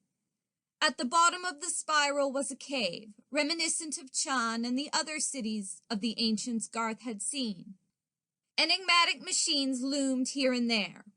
Unlike Chan, this city was lighted with the pale glow that came out of the walls and high-domed ceilings. Cavern after cavern, peopled with the silicate creatures, filled with the dead machines of the ancients, and finally, an immense cave, its floor slanting up to a raised dais at one end. On the platform a throne of black metal stood, and seated upon it was a gigantic 4-armed robot, larger than any Garth had ever seen before. Standing, it would have been 12 feet tall, he judged. Garth got only a glimpse of this. He was carried on swiftly to a smaller cavern where metal doors lined the walls. One of these was unlocked. He, with the other Earthmen, was carried within and dumped unceremoniously on the floor. The Zarno departed, clanging the door shut after them. Then, silence. Garth staggered to his feet, staring around. The cell was oddly familiar. He had been in it, or one like it, 5 years ago with Doc Willard. The silvery light came from the wall, and there was a grating in the door. That was all. He reached the grating and peered out. 2 Zarno were on guard not far away. The lock, it might be possible to pick it, Garth thought, but the silicate creatures were invulnerable, so that would do no good. Captain Brown's clipped voice said, "Where the hell are we, Garth?" "Huh? Oh, you're awake." Garth laughed harshly. "You should have waked up half an hour ago. Not that it would have done any good." Brown stood up stiffly. "What do you mean? What's happened?" The others were waking now. For a few moments the cell was a babble of questions. One of the Zarno came briefly to the grill in the door and looked in. Shocked quiet greeted him. After he had gone, Garth took advantage of the silence to say, "I'll tell you what's been going on, and then I'm going to sleep. I'll go to sleep anyway unless I talk fast. I'm dead beat." Samson squinted at the door. "Tough customers. Shoot, Garth. I've got a hunch we're in a bad spot." "We are. Listen." Briefly, Garth explained what had happened. There were questions and counter-questions. "You can speak their lingo, eh?" "That won't help, Brown." "They can't be invulnerable." "They are, to our weapons. Silicate life." "When will they sacrifice us?" Paula asked, a little shaken, though she tried not to show it. Garth shrugged. "I don't know. Maybe I can talk 'em out of it. God knows. They worship the gods, the ancients, I suppose, but they know we're not gods. So that's that." "Well..." They talked inconclusively. Samson casually wandered over to the door, found a twisted scrap of wire, and used it on the lock. After a while, he called softly to the others. "This thing's a snap. It won't keep us in here." Garth came over. "There are guards. It's no use." One of the Zarno approached and peered in through the grill. "Karn has said you will not be hungry long. Tomorrow you will all die. You eat like creatures of the forest, do you not?" "What's he saying?" Samson murmured. "Nothing important." Garth switched to the ancient tongue. "It would be dangerous to kill us. We are messengers of the gods." "We will believe that," the Zarno said, "when one of the gods tells us so." He nodded impassively and retreated. Paula touched Garth's arm. "Isn't there any way?" "I don't know. Maybe not." "There's light here. There's none in the other cities of the ancients. That means the power source still works here. If we can find it..." Garth couldn't look at her, knowing they were doomed to die the next day. He shrugged, turned away, and found an empty corner. Ignoring the others, he tried to relax on the hard floor. His brain just wasn't working now. It was fagged out. He had a vague hunch that there might be a way out, but he was too exhausted to follow up now. A few hours' sleep was vital. But he slept past dawn. When he awoke, he saw the others lying motionless, their eyes fixed in the blank stare of the Noctilai trance. Glancing at the chronometer on Brown's wrist, Garth figured swiftly. It was past dawn. That meant there was little time left in which to act, provided action was possible. But sleep had refreshed him, though his muscles still ached painfully. He was beginning to remember what his hunch had been. When he and Doc Willard had been captives, there had been guards only at night. During the long Ganymedian day, none was necessary, for the Noctilai poison had been active then. By day, the Zarno thought, men of flesh were trapped and helpless. Unless... Garth moved quietly to the door. Through the grill he saw the cave, empty of life. There were no guards. He was glad he had slept past dawn, so that the Zarno were able to believe him entranced like the others. But what now? Escape? To where? There was still power in the lost city. Perhaps the weapons of the ancients still existed. Weapons stronger than guns to conquer the Zarno. But regardless of that, it was necessary to find a hiding place. This was the day of sacrifice. Ironic thought, a hiding place in an underground city teeming with the Zarno. Garth shrugged. The door was locked, he discovered, and it took time to find the twisted wire Samson had used. Even then, Garth was unable to manipulate the intricate tumblers. He scowled, chewing his lip and eyeing the wire. Samson's skilled fingers were necessary. He roused the red-haired giant and led him to the door. Samson looked straight ahead, his eyes dull. He obeyed when Garth spoke, but that was all. Was his skill sufficiently instinctive to be used now? There was only one way to find out. Garth put the wire in Samson's hand. Unlock the door. He had to repeat the command twice before Samson understood. Then the big man bent, fumbling with the lock, working with agonized slowness. Hours seemed to drag past before Samson straightened. Garth tried the door. It opened. The first step was accomplished, anyhow. The others would be more difficult. He was unfamiliar with the underground city. How the devil could he evade the Zarno and find a hiding place? Alone, he would have a better chance, but he had 12 companions with him. He spoke to each of them. Follow me. You understand? Follow me until I tell you to stop. Move as quietly as you can. Then he led them out of the cell. The city, as he speedily learned, was a labyrinth.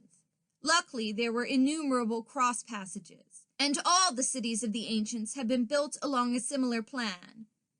Garth knew the layout of Chan, and that helped him now, but there were times when he had to move fast, and the others walked as though striding through water.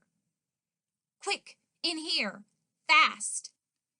And they would follow him into a side tunnel, while the heavy metallic footsteps of the Zarno approached like drums of doom. But there was no place to hide permanently. Worst of all, a distant clanging sounded presently, and Garth guessed what that meant. The escape of the captives had been discovered. Gingerly, he skirted the huge cave where the dais was, glimpsing the giant robot in the distance and shepherding his charges along a twisting corridor that led down. But the footsteps were growing louder. Garth was almost certain that they were following. He increased his pace, with wary glances behind him. Unless he found a side passage soon, the swift Zarno would speedily overtake them. Faster! Move faster! The Earthmen tried to obey. Like automatons they ran, their eyes fixed and staring, while the clamor of pursuit grew louder. Looking back, Garth saw a flash of shining movement. The Zarno. Faster!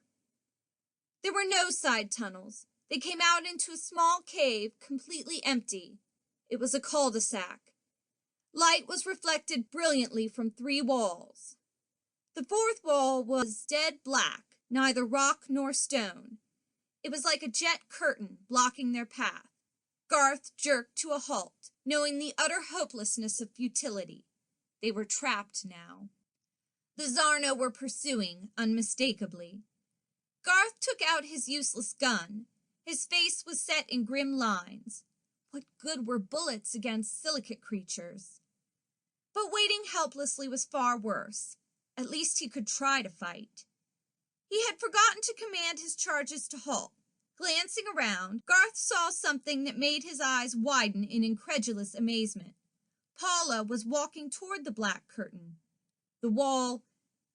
She stepped through it and vanished. Brown followed her, then another man, and another. Last of all, Samson, disappearing like a ghost through the blackness. Heavy footsteps whirled Garth about. Down the corridor he could see the flashing gleams that heralded the Zarno. His tight grin was a grimace. "The hell with you, pals," he said softly, and turned again. He raced in pursuit of the others, leaped through the dark curtain. There was an instant of grinding, jolting shock that left him blind. He staggered, caught himself, and saw that he was in a passage that led toward a distant brightness. Silhouetted against the glow were the moving figures of his companions. He sprinted after them, but he did not overtake them until they had emerged in a cavern unlike any he had seen before. "Okay, stop, that's right." They halted, motionless. Garth looked behind him, but there was no trace of the Zarno. This cave was lighted like the others, but there were fewer machines. Row after row of the giant four-armed robots stood like an army on the dark metal floor. The walls were jeweled, thousands of pearly discs studding them. A low humming came from a machine nearby, a tripod with lenses surmounting a square box. Garth walked through it. He hesitated, glancing around again, and then peered through the lens. A voice seemed to speak within his brain. "Invoke the rule of silence." After that, Gengaro Lo declared that space travel was inevitable and might solve the natural problems of our civilization. It had spoken in the ancient tongue, and, at the same time, Garth had seen a picture of a huge four-armed being with a bulging, yet oddly symmetrical head, standing on a rostrum addressing a multitude. "Ed!" The voice rang through the silent cavern. "Ed Garth. You made it." Garth whirled. A man had emerged from the cavern mouth nearby, a short, slight man with white hair and a lined, tired face. He ran forward, his ragged garments flapping, his eyes shining. Garth said, in a voice like a prayer, "Doc Willard, you're alive!" 8. Willard gripped his friend's hands. "Alive, yes, if you could call it that. I've been living for only one thing. I knew you'd come back with help if you got through. And you did." The cavern was spinning around Garth. He braced himself, staring at the man. "Doc, I've been going crazy for 5 years. I thought I'd killed you." Willard stared. "Killed me? But that altar." The words tumbled out of Garth's mouth. "I couldn't remember much. That damned Noctili poison. I lost my memory, but I knew I tried to knife you while you were stretched out on an altar." Sympathy showed in Willard's eyes. "Good Lord, Ed, and you could only remember that? You must have gone through hell." "I did. I didn't know what. But we planned it, the whole thing.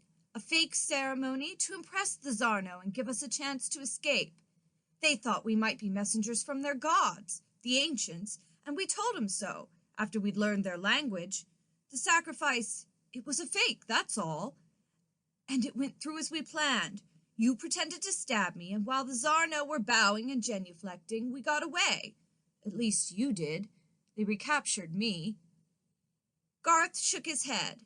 "Tell me, I don't know, really." Willard glanced at the Earthmen, curiosity in his eyes. "You've a bit of explaining to do yourself, Ed. Are they Noctili?" "Yeah, I worked out an antitoxin, but it was stale." Quickly, Garth explained what had happened. "I see. Well, got a cigarette?" Willard sucked the smoke luxuriously into his lungs. "That's good. 5 years since I've had one of these. Sit down and let's talk. No chairs, but try the floor." "Okay, what happened to you?" "Nothing much. When we staged our fake ceremony, the Zarno are plenty religious. I headed for that little black temple in the forest. Know the place?" "Yeah, that's where they caught us." "Well, it leads to freedom. There's an underground tunnel that takes you out into a camouflaged hangar. The ancients had anti-gravity. I found that out later, and their flying boats were hidden there. They're still good, Ed. They still work. I'd have got away if the Zarno hadn't been right on my heels." "So?" Willard nodded. "The controls are easy. A couple of push buttons and a steering lever. I'd got a few feet off the ground when a couple of Zarno jumped into the boat with me. They heaved me out and followed. The flying boat went off to Mars or somewhere, I suppose. It kept on going, straight up. But there were others, only I've never been able to get to them. If I could have, I'd have headed for Ortown pronto." Garth's eyes were glowing. "If we could reach that hangar, Doc, we could escape. All of us." "Sure, only we can't. Too many guards. It's impossible to get out of this city. I've tried often enough. The only way I managed to survive was by entering the darkness." His voice trailed away. "That black wall? It's a vibration barrier. None of the Zarno can pass it. It shakes them to pieces, destroys them. The ancients made it, I suppose, to guard their library." Willard extended his hand in a sweeping gesture. "This is it. All the knowledge of the ancients, tremendous knowledge, compiled here for reference. If we could only get it out to the world." Garth remembered something. "Does it mention their power source?" "Sure. I've had nothing to do for 5 years but study the library. I could put my finger on the wiretape recording that explains the process. It's an intricate business, but we could duplicate it on Earth easily enough." Paula would be glad to know that, Garth thought. The secret of the ancients' power that could replace oil and coal. A vital secret to Earth now. Willard was still talking. "I ran when I heard you coming. I've been studying one of the recordings, but I thought that Zarno might have got through the barrier somehow. It doesn't harm humans, luckily, or the robots. I've learned a lot in 5 years." "How did you manage to keep alive?" "I found food. The ancients stocked up this place. Pills." Willard grimaced. "They kept me alive, and there was a machine for making water out of the air. But I'm hungry for a steak." Garth scowled. "Doc, one more thing. You know what I mean?" Willard sobered. "I get it, Ed. The cure. Whether or not you found the cure for the Silver Plague. It hasn't been checked yet. It's still killing thousands on Earth." "So, I wondered a lot about that. Well, the answer is yes, Ed. I know the answer." "The cure?" "Yes. I worked it out completely with the aid of the Ancients' library. They were studying it too, but they didn't have quite the right angle. However, they were able to supply the missing data I needed." Willard took from his pocket a small notebook. "I've had 5 years to work on it. So far, of course, it's theoretical, but everything checks. It's the cure, all right." Somehow, Garth didn't feel much excitement. 5 years ago, he thought, that notebook would have saved Moira's life. Now, well, it would still save life. It would save Earth. But he shrugged. 2 good reasons to get back to civilization: the cure and the secret of the power source. Willard nodded. "The ancients died of the Silver Plague, indirectly. They tried to escape by changing their bodies. The library told me that." "Their bodies? How?" "Well, you've seen the robots in Chan and here. Originally, they were the servants of the ancients." "Intelligent?" "No, not the way you mean. They could be conditioned to perform certain tasks, but usually they were controlled telepathically by the ancients, who wore specialized helmet transmitters for the purpose. The robots had radioatomic brains that reacted to telepathic commands. Then, when the Silver Plague struck, the ancients tried to escape by transplanting not their physical brains, but their minds. I don't quite know how it was done, but the thought patterns, the individual mental matrix of each ancient was somehow impressed on the radioatomic brain of the robot. Their minds were put into the robot's brains and controlled the metal bodies. So they escaped the plague, but they died anyway. Human, intelligent minds can't be transplanted successfully into artificial bodies that way. So, in 100 years, they were dead. All of them. So that was the secret of the ancients' disappearance from Ganymede. They had taken new bodies, and those bodies had killed them through their sheer alienage.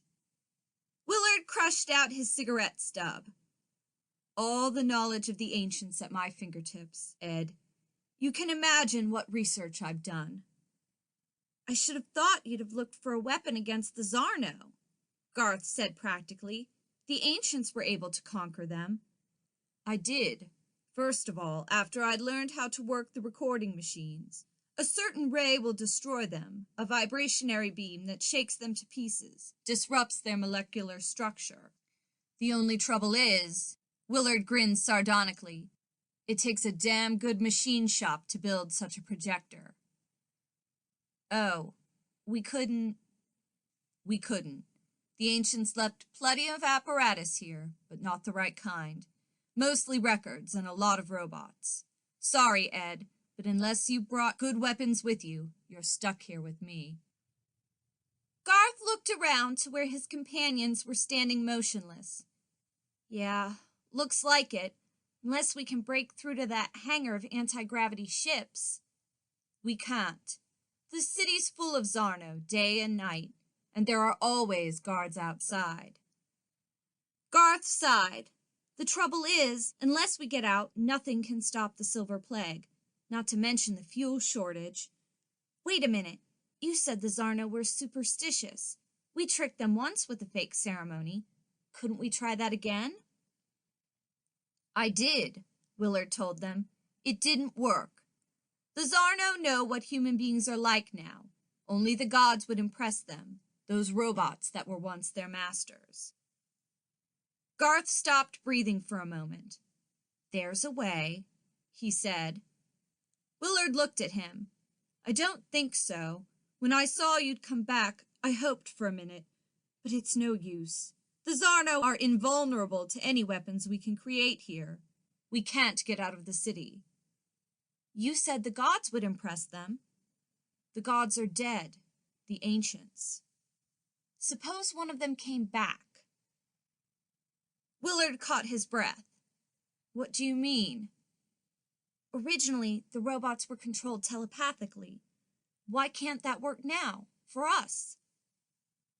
Don't you imagine I thought of that? But it's no use without one of them helmet transmitters. And there aren't any. Willard sucked in his breath. Hold on. I'd forgotten something. There's one transmitter left. Just one. But it's not portable. Swell. Wait a minute. Come over here. The older man led the way to a tripod projector, found a cylindrical black object, and slipped it into place. Look at this. Peering through the eyepieces, Garth recognized the great cavern with the dais at one end. The scene shifted, showing the gigantic 12-foot robot sitting on its throne, a solid block of black metal. Watch, Willard said. A voice spoke in Garth's mind in the ancient tongue. It was necessary to impress the superstitious Zarno. Thus we created this robot god and placed it on its throne. Its radioatomic brain could be controlled telepathically by means of a transmitter concealed within the throne. The scene changed, showing the back of the ebony block. A hand, inhuman, 6-fingered, came into view, the hand of an ancient. It touched a concealed spring, and the throne's back slid open, revealing a compartment easily large enough to hold a man. Here is the transmitter. It is placed on the head and the will focused on issuing telepathic commands to the robot god on the throne. There was more, but now Garth watched with only half his mind. He scarcely saw the details of the ritual ceremony with which the ancients had impressed the Zarno. When the vision vanished, he swung about, a new light in his eyes. That's it, Doc. That robot god's going to come to life. Willard frowned. The gadget isn't difficult to operate. I've learned that much from the recordings. You just think hard. But the god will come to life and summon the Zarno, all of them. The rest of you can escape while I'm keeping him busy. Hold on, the doctor snapped. Why you? It's my job if it's anybody's. Sorry, Garth said. It doesn't work out that way. You're the only guy that can cure the Silver Plague. Unless you get out safely, it's the end of Earth. Willard didn't answer. Garth went on swiftly. You could reach the hangar if it weren't for the Zarno. Well, I'll get inside that throne and start the ruckus. That'll give you time." His voice was emotionless. "How do you know you could reach that temple cave? The city's full of Zarno." Garth shrugged. "It's a chance we've got to take. The only one." Willard chewed his lip. "Why the devil do you have to be the one?" "Because I know the ancient tongue. The robot can talk, can't it? Well, it's between you and me, Doc, and you're the boy who can cure the silver plague. You can't get away from that." I suppose so, but you know the way out. Give me time to reach the temple and begin the ceremony, then lead the others out. They'll obey you. They're in the Noctuli trance. Get 'em to the hangar and light out for Ortown. Be sure to take the recording of the power source with you." "You crazy fool," Willard said through stiff lips. "What about Moira?" Garth's face went gray. "Moira died years ago," he said carefully. "It was the silver plague." Doc didn't reply, but he nodded as though he had unexpectedly learned the answer to a problem that had been puzzling him. "Okay," Garth said. "You know what to do. Give me time enough to make it. Then get out of here with the others. Fast." Willard's hand gripped Garth's. "Ed, forget it." He moved toward the tunnel mouth. Paula, he saw, was lying nearby, her red-gold hair cascading about her lovely face. Garth stood looking down at her for a long moment. Then he went on into the tunnel that waited for him. He did not look back. Cautiously, he stepped through the black curtain, ready to retreat at the sight of any Zarno, but the cavern was empty. If he could make it. Noiselessly, he stole up the passage. Once, he froze against the wall at the sound of distant footsteps, but they faded and were gone. He came out at last into a corridor he recognized. Far away, he saw the flashing gleam of the Zarno's silicate skins. They were approaching, but apparently had not seen him yet. He raced for the archway that led into the temple cavern. If there were any Zarno there, it would be fatal. But luck favored him. The immense room was empty. At the far end, the huge robot sat on its jet throne. Garth sprinted across the floor. He could hear voices growing louder in the distance, and the thumping of the Zarno's footsteps, but he dared not risk a glance behind. Could he make it? He jerked to a halt, springing behind the throne, its bulk temporarily hiding him. The Zarno were in the temple cave now. He could tell that by their voices. Hastily, he sought the secret spring. A panel opened in the ebon block. It was exactly as he had seen it on the tripod recording machine, a fair-sized cubicle with light coming faintly through a vision slit in one wall. Garth wedged himself in and slid the panel shut behind him, gasping with relief. Peering through the slit, he found he could see the entire cavern. 3 Zarno were approaching. The robot, seated on the throne above him, was, of course, invisible. Garth stared around, trying to remember the details of the ancient's recording. A helmet transmitter. There it was, attached by wires to the low ceiling. Warily, Garth slipped it upon his head.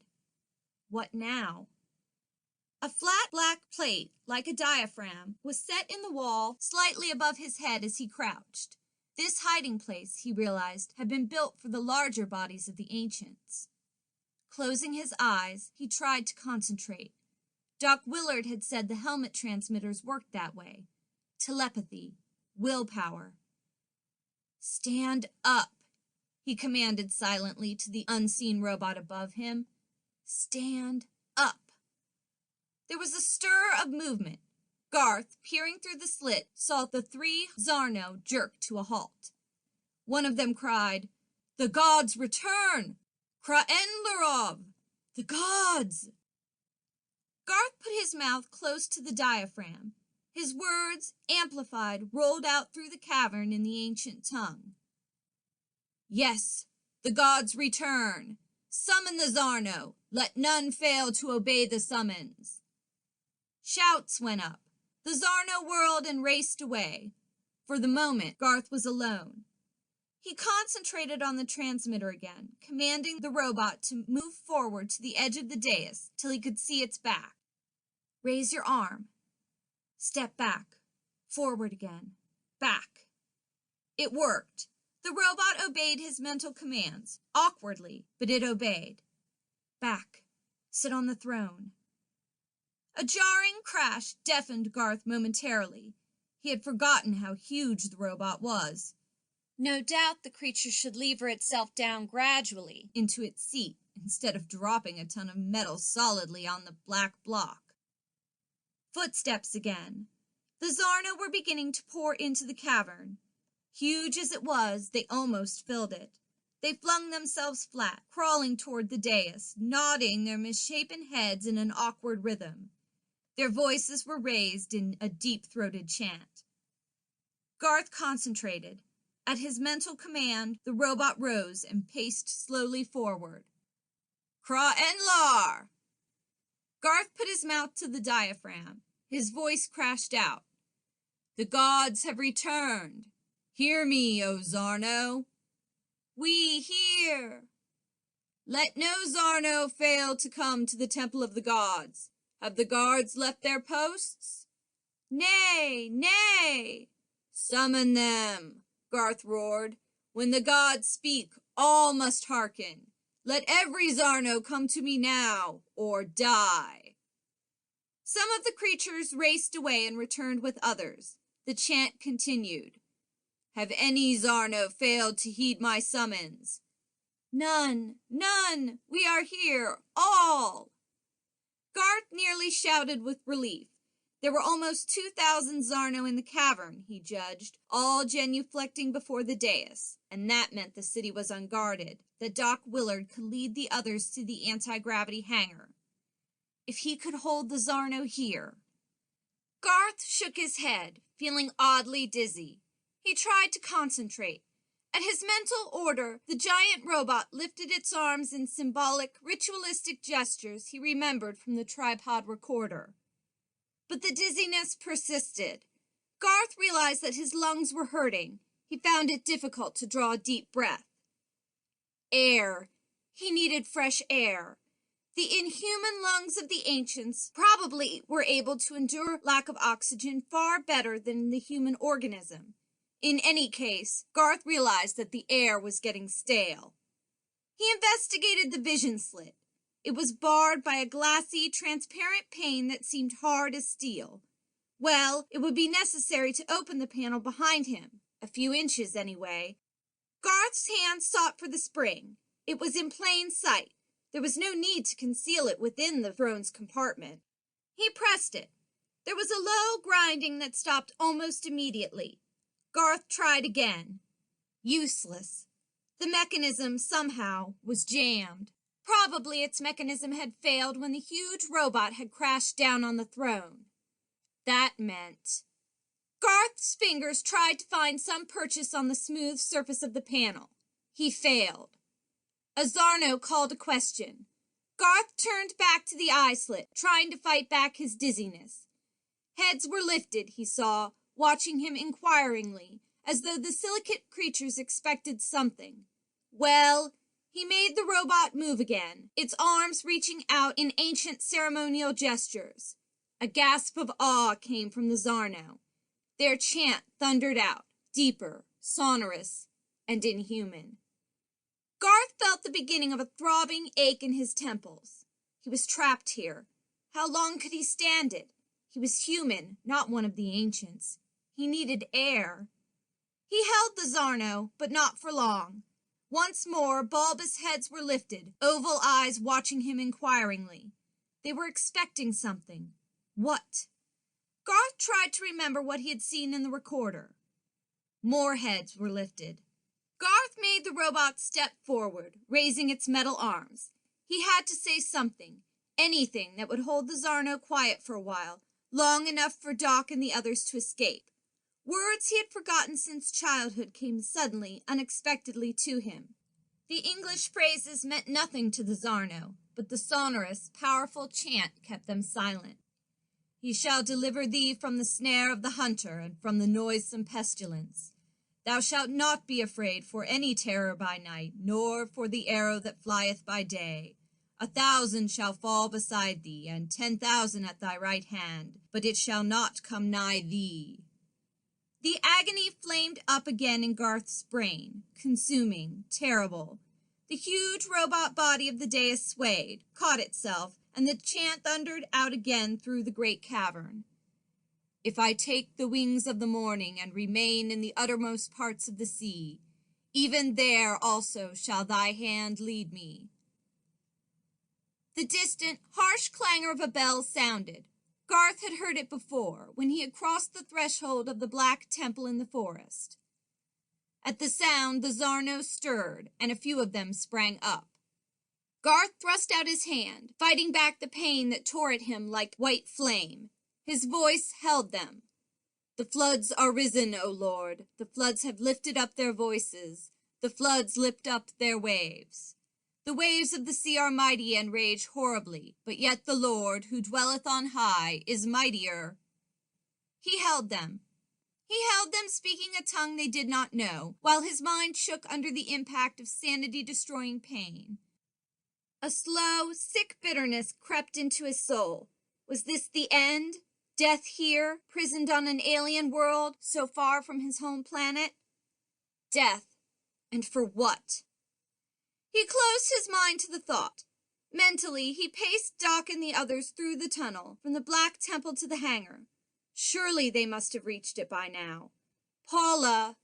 That first glimpse he had had of the girl in Tolomo's drinking hell, Moira, he had thought then, for an incredible instant. Yes, she had been like Moira. If the paths of destiny had led elsewhere than to the Black Forest of Ganymede, the result might have been far different. He would not be dying here, alone, horribly alone. Moira, Paula, they were the same somehow, and Garth knew he had to keep going till he had saved Paula Trent. A little time, a few moments more, to keep the Zarno in check. He and Moira had been cheated of their lives, their futures, in some way he could not quite understand. But there remained Paula. She must not die. She and the others must get through. Ed. Garth's heart answered that soundless call. His lips formed the name Moira. She was there, beside him, and he did not question, did not even wonder. It was enough that she had come back. Her brown ringlets curled about the pale face he remembered, and the blue eyes held love and something more. A message. What is it, Moira? What? He reached out hungry arms. Ed, it isn't only us. It's Earth. Don't stop now, Ed. A few more minutes to hold the Zarno back. That will be enough. Be strong. A little time more. Such a little time. And then you can rest. A phantom born of his delirium, Garth knew, but she was no less real for that. He tried to speak and failed. His chest constricted with pain. Outside the altar, the Zarno were stirring uneasily. I can't. You must. Anger swept through him. Why? We've been cheated of everything, Moira. Our heritage. She smiled at him, very tenderly. The grass is still green on the hills of Earth, my lover.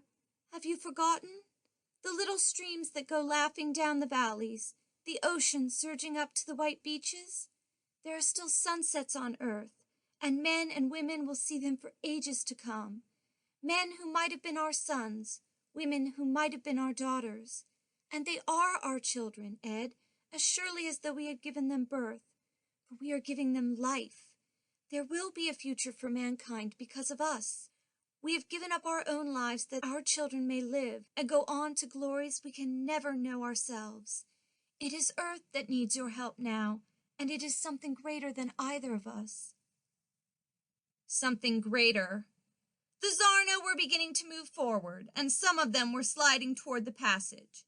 Garth, gasping for breath, summoned all his reserve energy. He seemed to feel Moira's cool hand on his shoulder, silently urging him on. Something greater.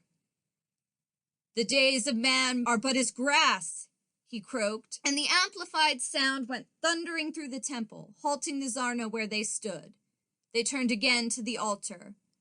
"For he flourisheth as a flower of the field, for as soon as the wind goeth over, it is gone." He held them, somehow knowing that Moira stood beside him. Toward the end, Garth was no longer conscious of his surroundings. The Zarno swam before his eyes, changing, altering, and abruptly they vanished. In their place he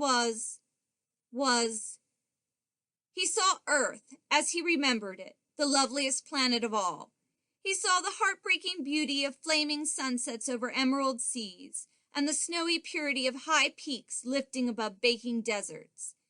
He felt the cold blast of earth winds on his cheeks, the stinging, exciting chill of mountain streams against his skin. There was the warm smell of hay, golden in the fields, the sharpness of eucalyptus and pine, the breath of the little bright flowers that grow only on earth.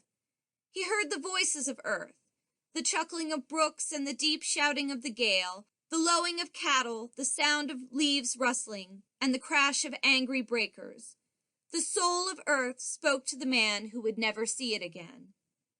He listened while he chanted the majestic, rolling syllables that kept the Zarno in check. Beside him was Moira. Beneath him, his own world, green and beautiful. And across the emerald planet, men and women came marching, sunlight making a golden path for them as they moved out of darkness into the unknown brightness of the future. They were like gods, great-limbed, lovely, with eyes fearless as a falcon's, filled with laughter.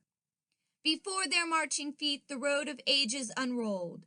Mighty cities reared to the blue skies of earth, and ships went out beyond the stars, binding the galaxies and the universe with unbreakable chains of life.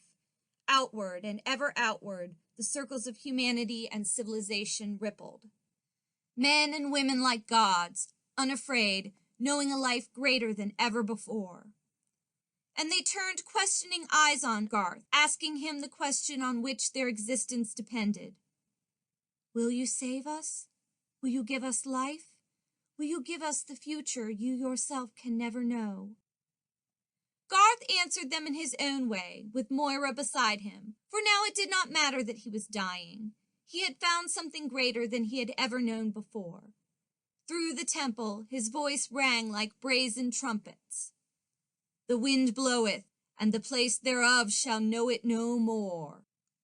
A panel in the wall by his head lit up, making a square of brightness. He strained his eyes at it, discerning a picture, a scanner of some sort. It showed a transparent ovoid slanting up through the black trees of the forest, a ship with Doc Willard at the controls and 11 men and a girl in the vessel with him. A girl with red gold hair going back to Earth with the knowledge that would save a world from destruction. He had not failed. The picture on the screen darkened. The burning ache in Garth's lungs grew worse. If he could breathe. On the dais, the robot swayed, its metal legs giving beneath its weight. The crash of its fall brought the Zarno to their feet, frozen with amazement for a moment. Then they moved forward like a wave. Garth saw them dimly through the vision slit. A white curtain of pain blotted them out. He was dying. He knew that. The shouts of the Zarno came to him faintly. "The wind bloweth, and the place thereof shall know it no more." But in that place the seeds of the future would grow. Once more Garth saw the children of Earth's unborn generations, and this time the question in their eyes was answered. They would live and go on, to the stars and beyond. Moira was beside him. Her cool hand touched his. She came into his arms, and the white curtain flamed agonizingly for the last time. Then, mercifully, there was no more pain. Under the black throne, Garth's body lay motionless in its strange tomb. The Zarno's cries filled the temple as they mourned their dead god. But the man who had saved Earth did not hear them. End of section 4. End of Crypt-City of the Deathless One by Henry Kuttner.